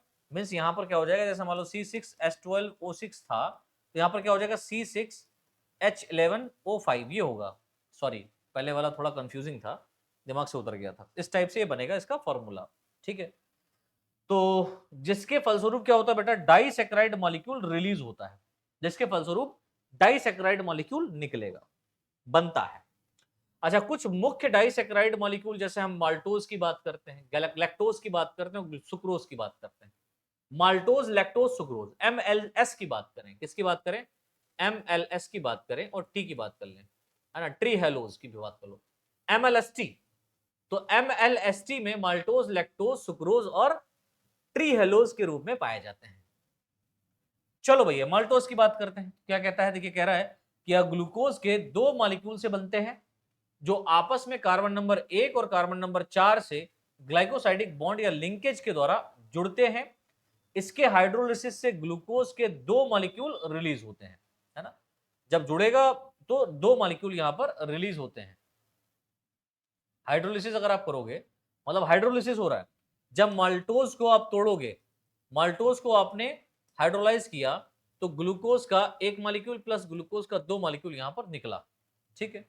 अच्छा, माल्टोज नेचर में अधिक रूप में नहीं पाई जाती। अगर हम माल्टोज की बात करें तो प्राकृतिक तौर पर ये बहुत ज्यादा रूप में नहीं पाई जाती, लेकिन फिर भी या टोमेटो की अगर हम लोग बात करें, टमाटर को आप खा लेते हो कच्चा, तो आप समझ लो आप ग्लूकोज मॉलिक्यूल को ले रहे हो। में कुछ दालों में आप करें, है ना, कुछ दालों में अधिक मात्रा में पाई जाती है। तो टोमेटो और कुछ सीरियल्स में आपको ये माल्टो शुगर अधिक मात्रा देखने को मिलेगी। तो टमाटर वाली शर्करा कौन सी होती है? तो आप कहेंगे सर माल्टोज। टमाटर वाला माल्टो, टमाटर वाला माल्टो, टमाटर वाला माल्टो, टमाटर वाला माल्टो, रट लो इसको।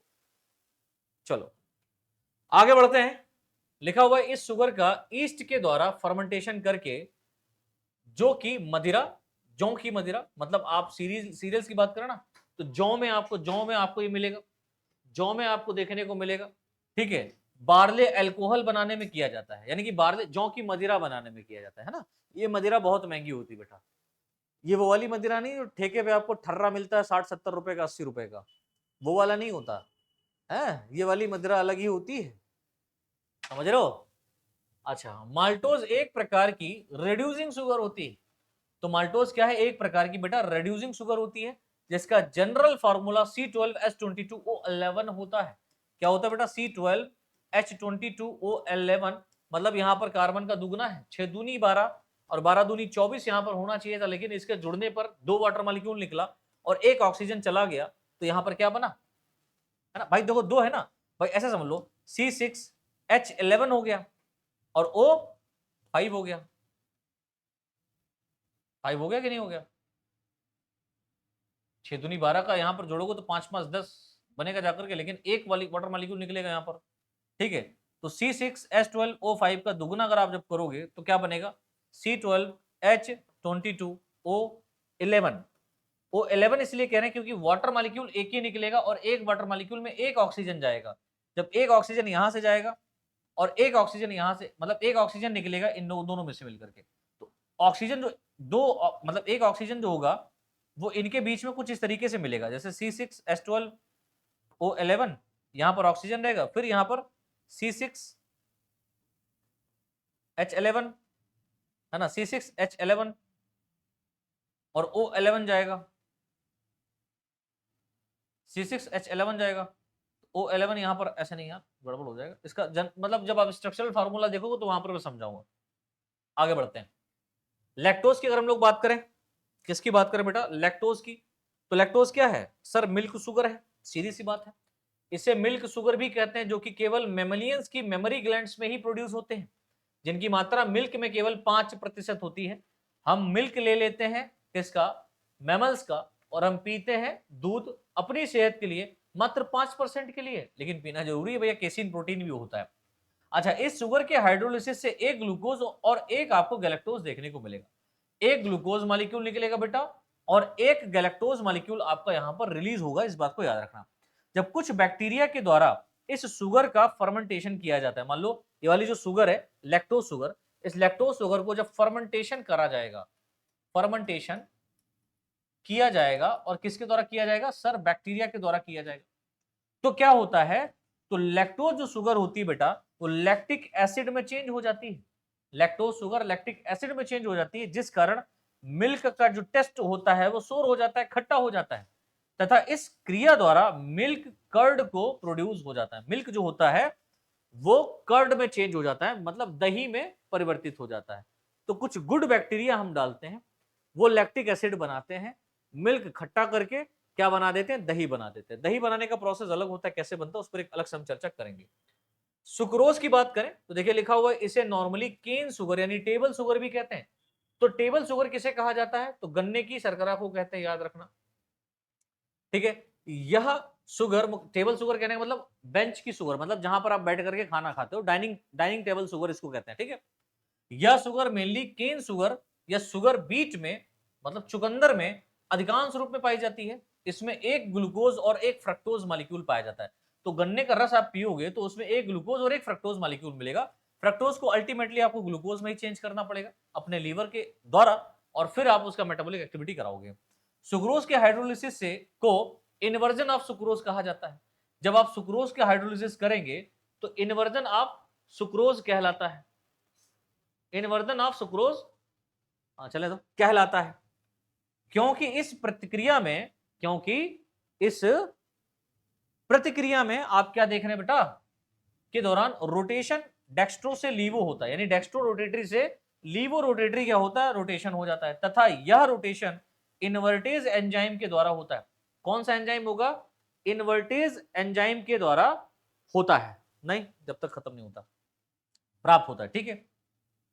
इस प्रकार अच्छा क्या कहा, इन्वर्ट, तथा इस प्रकार से प्राप्त ग्लूकोज तथा फ्रक्टोज मिक्सचर को हम इन्वर्ट शुगर कहते हैं।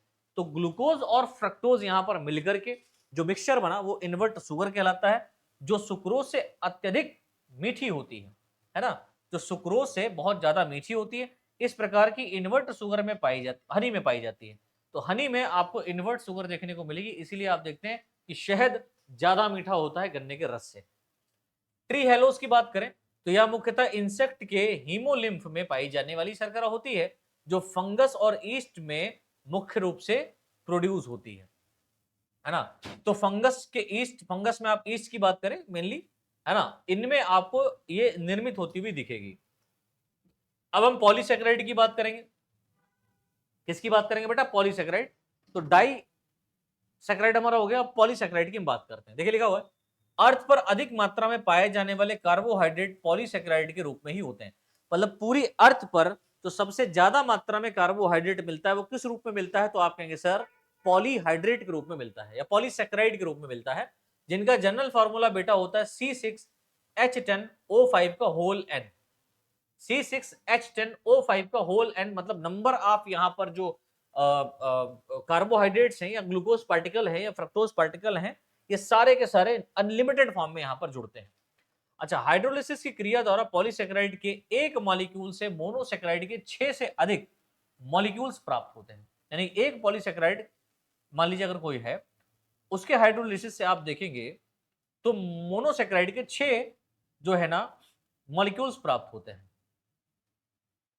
कुछ पॉलीसेकेराइड की बात करें तो स्ट्रेट चेन व कुछ ब्रांच पॉलीमर के रूप में होते हैं। तो पॉलीसेकेराइड कुछ तो बेटा एक स्ट्रेट चेन में होगा, कुछ ऐसे ब्रांच फॉर्म में भी निकल जाती है ना। तथा पॉलीसेकेराइड की स्ट्रक्चर में भाग लेने वाली जो मोनोसेकेराइड्स होते हैं या मोनोसेकेराइड्स की यूनिट होते हैं, इनको जोड़ने वाला जो बॉन्ड होता है वो हमेशा हमेशा ग्लाइकोसाइडिक बॉन्ड ही होगा। मींस आप हमेशा याद रखना, कार्बोहाइड्रेट के अंदर जो मॉलिक्यूल्स आपस में जुड़े हैं वो ग्लाइकोसाइडिक बॉन्ड के द्वारा ही जुड़े हैं, इसके अलावा कहीं नहीं जुड़े हैं। इसको करना है, पांचवा क्वेश्चन करना है, उसमें निकला है चैटजीपीटी। ठीक है। अच्छा, कुछ बायोलॉजिकल सिग्निफिकेंस जो वाले पॉलीसेकेराइड्स होते हैं वो फॉलोइंग टाइप के होते हैं। जैसे हम सेलुलोज की बात करें, स्टार्च की बात करें, ग्लाइकोजन की बात करें, काइटिन की बात करें, तो ये सब आपको यहां पर क्या मिलेंगे बेटा, ये बायोलॉजिकल सिग्निफिकेंस वाले पॉलीसेकेराइड्स होते हैं। दैट मींस ये बायोलॉजिकल सिग्निफिकेंस को निभाते हैं या बनाते हैं। ठीक है ना, तो ये बात आप याद रखेंगे। इसके बाद में बेटा आप देखिए क्या लिखा हुआ है, हम बात करते हैं सेलुलोज की। देखो इसके ऊपर एक शॉर्ट नोट लिखने को आ सकता है कि भैया सेलुलोज क्या होता है ना, सेलुलोज क्या होता है, हम इसकी बात करेंगे। तो देखिए लिखा हुआ, यह एक इंपॉर्टेंट पॉलीसेकेराइड्स होती है, ये बहुत ही इंपॉर्टेंट पॉलीसेकेराइड होती है जो मुख्यतः प्लांट की सेल वॉल में पाई जाती है। तो सेलुलोज कहां मिलता है, मेनली सेलुलोज आपको मिलता है प्लांट की सेल वॉल में। सेलुलोज कहां मिलता है, प्लांट की सेल वॉल में मिलता है। पांचवा क्वेश्चन, ठीक है। तो यह इंपॉर्टेंट पॉलीसेकेराइड है जो कि मेनली प्लांट की सेल वॉल में पाई जाती है, और प्लांट किंगडम में पाए जाने वाले कार्बन का ये 50% भाग सेलुलोज से में पाया जाता है। तो मेरा भाई आप याद रखना कि पूरे पादप जगत में, पूरे पादप जगत में जो कार्बन का 50% भाग है, जो कार्बन का 50% भाग है वो इसी से ही मिलकर के बना होता है। ठीक है। अच्छा, सेलुलोज प्रायः आयोडीन के साथ में मिलकर के कलर को प्रोवाइड नहीं करता। तो जो सेलुलोज होता है ये आयोडीन के साथ में मिलकर के कलर प्रोवाइड नहीं करता। इसका सबसे प्योर जो सोर्स होता है वो कॉटन होता है, इसलिए आप देखते हैं कॉटन हमेशा सफेद रहता है, जिसमें लगभग 90% पाया जाता है। क्या पाया जाता है, कार्बन, है ना। ये सबसे प्योर सोर्स होता है सेलुलोज का। अच्छा, मैमल्स में सेलुलोज एंजाइम नहीं होता। मैमल्स में सेलुलोज को डाइजेस्ट करने वाला सेलुलेज एंजाइम नहीं पाया जाता, इसलिए यह लकड़ी व प्लांट फाइबर्स को डाइजेस्ट नहीं कर पाते हैं। और इसीलिए आपने यहां पर कुछ ऐसे मैमल्स देखे, कुछ ऐसे मैमल्स देखे जो जो कैसे होते हैं बेटा, जुगाली करने वाले होते हैं। रूमिनेंट्स ऑर्गेनिज्म होते हैं, जुगाली करने वाले मतलब इनके पास में स्टमक के पास में एक अलग से एक पाउच लाइक स्ट्रक्चर होता है, जहां पर जो भी खाते पैक करते जाते हैं और बाद में वहां पर बैक्टीरिया के द्वारा उसको क्या किया जाता है, तोड़ा जाता है। ठीक है, बैक्टीरिया के द्वारा तोड़ा जाता है। ठीक है ना, चलिए आगे बढ़ते हैं बेटा। सेलुलोज में ग्लूकोज की लगभग 2000 यूनिट्स एक स्ट्रेट चेन में अरेंज रहती हैं। एक सेलुलोज की अगर आप बात करें तो सेलुलोज में जो ग्लूकोज की यूनिट है वो लगभग 2000 यूनिट्स यहाँ पर मिलती हैं आपको, है ना, चेन के रूप में। 2 ग्लूकोज मॉलिक्यूल्स मुख्यतः 1,4 ग्लाइकोसाइडिक बॉन्ड के द्वारा ऐड रहते हैं, है ना। पहले कार्बन और चौथे कार्बन आपस में यहाँ पर जुड़ा रहेगा, जिसमें एक ग्लूकोज का पहला कार्बन दूसरे ग्लूकोज के चौथे कार्बन से मिल करके ग्लाइकोसाइडिक बॉन्ड बनाता है और एक वाटर मॉलिक्यूल निकलता है। तो सेलुलोज के अंदर आप बहुत सारा ग्लूकोज पार्टिकल आपस में देखेंगे जुड़ा हुआ है, पहले और चौथे कार्बन से जुड़ा रहता है। तो यहाँ पर एक क्वेश्चन आपका बनता है कि 2 ग्लूकोज पार्टिकल आपस में किस नंबर ऑफ कार्बन पर जुड़ते हैं? तो आप कहेंगे सर ये पहले और चौथे कार्बन पर जुड़ता है। पहले वाले ग्लूकोज का पहला कार्बन दूसरे वाले ग्लूकोज का चौथा कार्बन आपस में मिलकर के ग्लाइकोसाइडिक बॉन्ड बनाता है और आपस में जुड़ा रहता है। तो ये देखो chemical structure of cellulose molecule है। यहाँ पर एक ग्लूकोज का ये स्ट्रक्चर है, ये देखो C6H12O6 है बेटा, ये ग्लूकोज है। 1 2 3 4 5 6, 2 2 4 2 6, 6 कार्बनिक शर्करा है। यहाँ पर मान लो ये दूसरा वाला है बेटा, ये दूसरा वाला है 6 कार्बनिक शर्करा।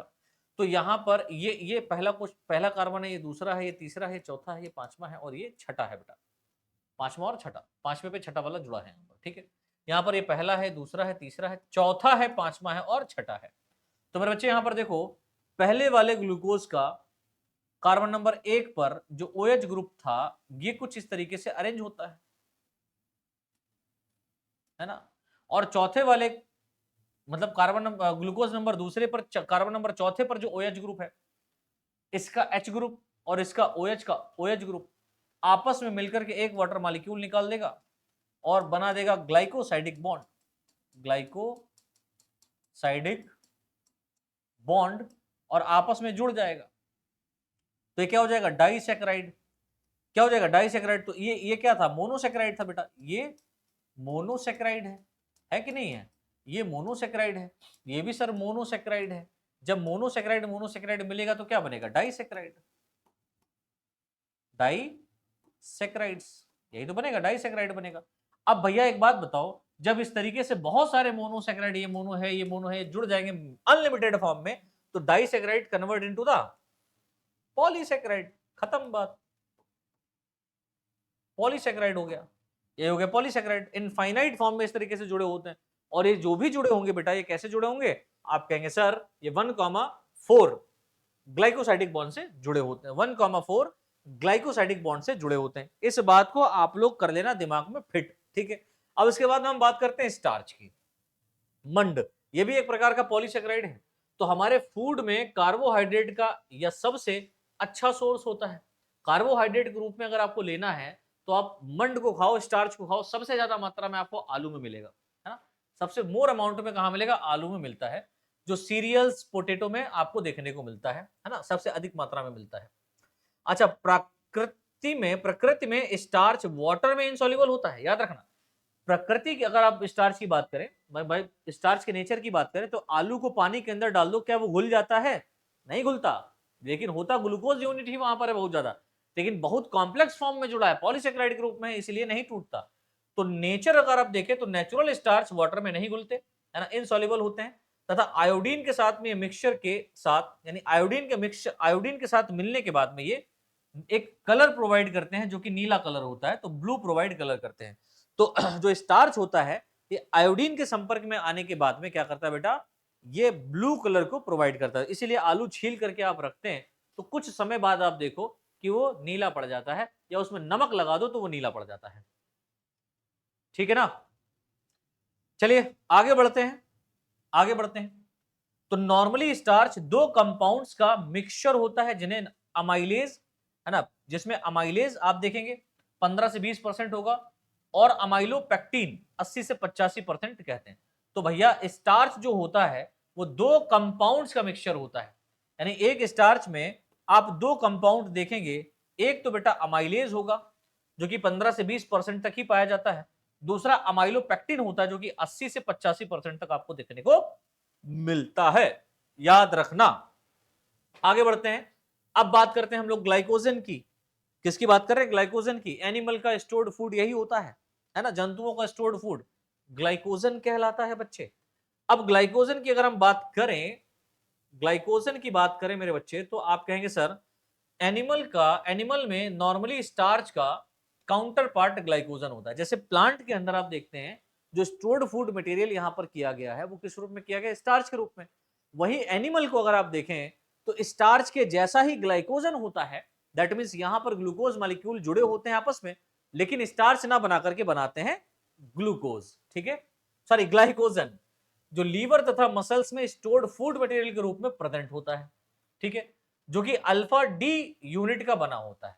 अल्फा डी मतलब डेक्स्ट्रोरोटेटरी सीरीज का है ये बेटा, है ना, डेक्स्ट्रोरोटेटरी सीरीज का होता है, यानी OH ग्रुप राइट साइड में प्रेजेंट है 5वें कार्बन पर, ठीक है। अच्छा, यह ग्लूकोज यूनिट एक दूसरे से 1,4 कार्बन एटम्स पर ग्लाइकोसाइडिक बॉन्ड के द्वारा जुड़ते हैं तथा ब्रांच पॉइंट पर ये 1,6 कार्बन एटम के साथ में ग्लाइकोसाइडिक बॉन्ड के द्वारा जुड़ता है, यानी कि ये ब्रांच होता है। तो 2 कार्बन के बीच में ये 1 और कामा 4 के बीच में मिलेगा। अगर मान लो यहां पर कोई एक आकर के जुड़ेगा तो ये कैसे जुड़ेगा बेटा, ये यहां पर इसके इस वाले के 1 और इस वाले के छठे कार्बन से, तो चौथे वाले मतलब ये दूसरा वाला है, ये पहला वाला है, मान लो ऐसे लिख लेते हैं, ये पहला यहां पर ग्लूकोज है, ये दूसरा ग्लूकोज है, तीसरा ग्लूकोज है। तो पहला और दूसरा ग्लूकोज मान लो एक स्ट्रेट लाइन में जुड़ रहा है, अगर इधर और आ जाए ये जुड़ेंगे आपस में तो 1,4 वाले 1,4 ग्लाइकोसाइडिक बॉन्ड में ही जुड़ेगा। लेकिन अगर ब्रांच यहां पर निकलेगा, ब्रांचिंग में अगर जुड़ेगा, मान लो यहां पर भी ब्रांचिंग में जुड़ेगा, तो ब्रांचिंग में कैसे जुड़ेगा कि इस वाले का यानी कि दूसरे वाले का कार्बन नंबर 1 और इस वाले का कार्बन नंबर 6, इनके बीच में ग्लाइकोसाइडिक बॉन्ड बनेगा। इस वाले का कार्बन नंबर 6, क्योंकि इस वाले का कार्बन नंबर 6 और यहां पर जो ब्रांच में जुड़ रहा है इसका कार्बन नंबर 1 क्या करेगा, ब्रांच में जुड़ेगा, ग्लाइकोसाइडिक बॉन्ड बनाएगा। तो ये ब्रांच फॉर्म में भी आपको देखने को मिलता है, इस बात को याद रखना। तो ग्लाइकोजन आयोडीन मिक्सचर के साथ में रेड कलर को देता है, तो स्टार्च आयोडीन के साथ में मिलने पर कौन सा कलर देता है, ब्लू कलर देता है, लेकिन ग्लाइकोजन आयोडीन के साथ में मिलने पर रेड कलर को प्रोवाइड करता है। इस बात को याद करना रखना है तथा आवश्यकता पड़ने पर यह ग्लाइकोजन अगेन ग्लूकोज के रूप में टूट करके, है ना, ब्लड में पहुंच करके बॉडी की सभी मेटाबॉलिक एक्टिविटी को चालू रखता है। तो ग्लाइकोजन को तोड़ा जा सकता है ग्लूकोज के रूप में ही जब हम कोई फूड पार्टिकल नहीं लेते हैं या हमने फूड नहीं खाया, फास्टिंग करिए तब, ठीक है। आगे बढ़ते हैं, काइटिन क्या होता है, तो ये भी एक पॉलीसेकेराइड फॉर्म है।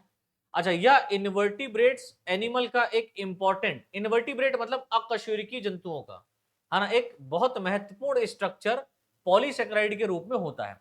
और प्लांट की अगर आप बात करें तो ये तो एनिमल की बात होगी, प्लांट की बात करें तो प्लांट में कहां आपको मिलेगा, ये फंगस में देखने को मिलता है ना। फंगस का जो सेल वॉल होता है काइटिन का बना होता है, जो इंसेक्ट तथा क्रस्टेशियन के एक्सोस्केलेटन में पाया जाता है। एवं आप यहां पर लिख लेना, एवं फंगस के, क्योंकि आप बॉटनी पढ़ रहे हो तो याद रखना, फंगस के सेल वॉल में मुख्य रूप से पाया जाता है ना, फंगस के सेल वॉल में मुख्य रूप से पाया जाता है। यह मुख्यतः N acetyl D glucosamine unit का किसका बना होता है, तो N acetyl D glucosamine unit का बना होता है। तो काइटिन जो होता है याद रखना, N acetyl D glucosamine unit, N acetyl D glucosamine unit का बना होता है, जो एक दूसरे से 1,4 ग्लाइकोसाइडिक बॉन्ड द्वारा जुड़ा होता है। तो यहां पर भी ग्लाइकोसाइडिक बॉन्ड ही पाए जाते हैं पहले और चौथे कार्बन पर जुड़ करके, ठीक है ना। अब बच्चों हम लोग यहां पर बायोलॉजिकल सिग्निफिकेंस की बात कर लेते हैं, हमारा पूरा कार्बोहाइड्रेट का, क्योंकि अब ये आखिरी पड़ाव है हमारा, तो हमें यहां पर बायोलॉजिकल सिग्निफिकेंस भी समझना रहेगा। आता है क्वेश्चन यहां से कभी कभी कि कार्बोहाइड्रेट के आप बायोलॉजिकल सिग्निफिकेंस यानी महत्व के बारे में लिखिए। तो देखिए लिखा हुआ है, कुछ एनिमल्स में कार्बोहाइड्रेट इंपॉर्टेंट स्ट्रक्चर ऑर्गन का फॉर्मेशन करते हैं। भाई याद रखना, जो कार्बोहाइड्रेट होता है वो कुछ एनिमल्स के अंदर, है ना, इनके ऑर्गन का निर्माण करने का काम करते हैं तथा प्लांट के अंदर आप सेलुलोज की कवरिंग का भी फॉर्मेशन करते हैं। तो पौधों के अंदर जो सेलुलोज है ना, सेलुलोज की जो कवरिंग होती है इसको बनाने में भी इसका रोल होता है। अच्छा, कार्बोहाइड्रेट लाइफ के लिए इंपॉर्टेंट होता है, हमारे जीवन के लिए कार्बोहाइड्रेट बहुत इंपॉर्टेंट है, अर्थात सभी एनिमल्स इन्हें फ्यूल यानी ईंधन के रूप में प्रयोग करते हैं। आप किसी एनिमल की बात कर लें, कार्बोहाइड्रेट को ही ये अपने फ्यूल के रूप में लेते हैं, चाहे आप एनिमल प्रोटोजुआ से लगा करके आप कॉर्डेटा तक की बात कर लो। तथा एनिमल सेल में कार्बोहाइड्रेट ग्लूकोज तथा ग्लाइकोजन के रूप में बायोटिक या लिविंग एक्टिविटी के लिए एनर्जी का मेन सोर्स होता है। यानी कि कार्बोहाइड्रेट के अंदर आप देख रहे हैं जो ग्लूकोज और ग्लाइकोजन है, इस रूप में आप देखेंगे कि ये बायोटिक या लिविंग एक्टिविटीज को कराता है दैट मीन्स मेटाबॉलिक एक्टिविटी जो भी आपके अंदर हो रही है, आप चल रहे हैं, खा रहे हैं, पी रहे हैं, बोल रहे हैं, है ना, नाच रहे हैं, गा रहे हैं या कोई भी काम कर रहे हैं, उस सब में आपकी एनर्जी लग रही है और इस एनर्जी को हमें ग्लूकोज के द्वारा ही प्राप्त होता है एटीपी के रूप में, और ये ग्लूकोज को तोड़ा कहाँ जाता है, सेल के अंदर। इसका एक अलग प्रोसेस होता है, ग्लाइकोलिसिस होता है, फिर क्रेब्स साइकिल होता है, फिर इलेक्ट्रॉन ट्रांसपोर्ट सिस्टम होता है। ग्लाइकोलिसिस क्रेब्स साइकिल के बीच में लिंक रिएक्शन होता है। ये पूरा डिटेल में आता है पढ़ाने के लिए, है ना, और आपको आगे हायर जब आप सेमेस्टर में जाओगे तो पढ़ेंगे हम लोग डेफिनेटली। अच्छा, carbohydrate animal sorry carbohydrate amino acid व फैटी एसिड्स के मेटाबॉलिज्म में भाग लेते हैं। तो कार्बोहाइड्रेट जो है ना, अमीनो एसिड के और फैटी एसिड्स के मेटाबॉलिज्म में भी भाग लेता है, इस बात को याद रखना। अच्छा, कार्बोहाइड्रेट के स्पेशल फंक्शंस होते हैं भाई, कार्बोहाइड्रेट के बहुत सारे स्पेशल फंक्शन होते हैं, जैसे सेल के न्यूक्लियोप्रोटीन में राइबोज, है ना, ये एक राइबोज शुगर पाया जा रहा है यहाँ पर, कहाँ, न्यूक्लियोप्रोटीन में, मींस आरएनए में आप देखोगे राइबोज शुगर है, डीएनए में डीऑक्सीराइबोज शुगर है। अच्छा, कुछ फैट में गैलेक्टोज तथा मिल्क में लैक्टोज का फॉर्मेशन करते हैं। तो गैलेक्टोज जो हो रहा है ये कहाँ मिलता है, फैट में, यानी फैट जब तोड़ा जाता है तो ग्लिसरॉल्डिहाइड और फैटी एसिड बनता है, और ग्लिसरॉल्डिहाइड से गैलेक्टोज निकलता है। वहीं पर मिल्क की अगर हम लोग बात करें तो मिल्क लैक्टोज, है ना, लैक्टोज नामक शर्करा को धारण करता है। मिल्क में लैक्टोज पाई जाती है 5% के रूप में, अभी मैंने बताया था आपको, है ना, 5% के रूप में क्या मिलती है, लैक्टोज यहाँ पर मिलती है, जो कि इंपॉर्टेंट होती है। लैक्टोज को डेफिनेटली ग्लूकोज में ही तोड़ करके, मतलब चेंज करके हमें बॉडी के अंदर इससे एनर्जी मिलती है, तो इसका फॉर्मेशन करते हैं। तो मिल्क के अंदर लैक्टोज फॉर्मेशन करता है मिल्क का, और फैट में गैलेक्टोज पाया जाता है ना, और न्यूक्लियो प्रोटीन में राइबोज पाया जाता है, राइबोज और डीऑक्सीराइबोज से पाया जाता है। तो बच्चे ये यहाँ पर कार्बोहाइड्रेट मिलते हैं। तो कार्बोहाइड्रेट बायोलॉजिकल एक्टिविटी कराने के लिए भी, है ना, या स्पेशल फंक्शंस को कराने के लिए भी जिम्मेदार होता है। तो इस तरीके से बेटा हमारा आज के इस लेक्चर में हम लोगों ने पूरा का पूरा कार्बोहाइड्रेट के बारे में समझ लिया है। तो बॉटनी सेकेंड सेमेस्टर का हमारे पहले पेपर का, यानी कि पहला ही पेपर हमारा यहाँ पर सेकेंड सेमेस्टर का बॉटनी का जो पेपर हमारा है, इसमें जो पहली यूनिट है, इस पहली यूनिट का पहला टॉपिक हमने यहाँ पर लिया था कार्बोहाइड्रेट। इस कार्बोहाइड्रेट को बेटा हमने वन शॉर्ट लेक्चर में पूरा कवर कर दिया है। इस वीडियो के बाद में मुझे नहीं लगता कि आपको कोई और वीडियो देखने की रिक्वायरमेंट पड़ेगी। फिलहाल अगर आपका मन है तो आप जरूर देखिएगा, और इस वीडियो को बार बार रिपीट करके देख लीजिएगा, तो कार्बोहाइड्रेट आपके दिमाग में पूरा का पूरा छप जाएगा। पीडीएफ फाइल मैंने ऑलरेडी बताई है, आपको मिलेगी हमारे टेलीग्राम चैनल के ऊपर। तो इस क्लास का जो पीडीएफ है वो पूरा का पूरा आपको प्रोवाइड किया जाएगा टेलीग्राम ग्रुप के ऊपर, और टेलीग्राम ग्रुप में जुड़ने के लिए आप एसआर बिहार बेसिक क्लासेस या तो सर्च कर लो, या तो बेटा इसी वीडियो के डिस्क्रिप्शन में आपको लिंक मिलेगा, उस लिंक पे क्लिक करके आप ज्वाइन कर जाओ। ठीक है, तो कैसा लगा आज का ये लेक्चर, आप लोग कमेंट करके जरूर बताइएगा बच्चों, कितना समझ में आया, मजा आया कि नहीं आया। आपको कार्बोहाइड्रेट से रिलेटेड और भी कोई डाउट है तो आप कमेंट करके बताइएगा, या अगला वन शॉट हम किस टॉपिक पर लेकर के आए वो भी आप लोग यहाँ पर कमेंट करिए। हम कोशिश करेंगे कि आपके कमेंट का हम मान रखेंगे, और आपको अगर पढ़ना है तो हम उस टॉपिक के ऊपर पूरा वन शॉट वीडियो यहाँ पर लेकर के आएंगे, जिससे आपको सुविधा मिल सके। ठीक है बच्चों, तो मिलते हैं नेक्स्ट लेक्चर में किसी अन्य टॉपिक के द्वारा, है ना, और अन्य टॉपिक के वन शॉट में। तो आज के लिए इतना ही। आप सभी को जय हिंद, जय भारत। प्लीज वीडियो को लाइक करके शेयर जरूर करिएगा।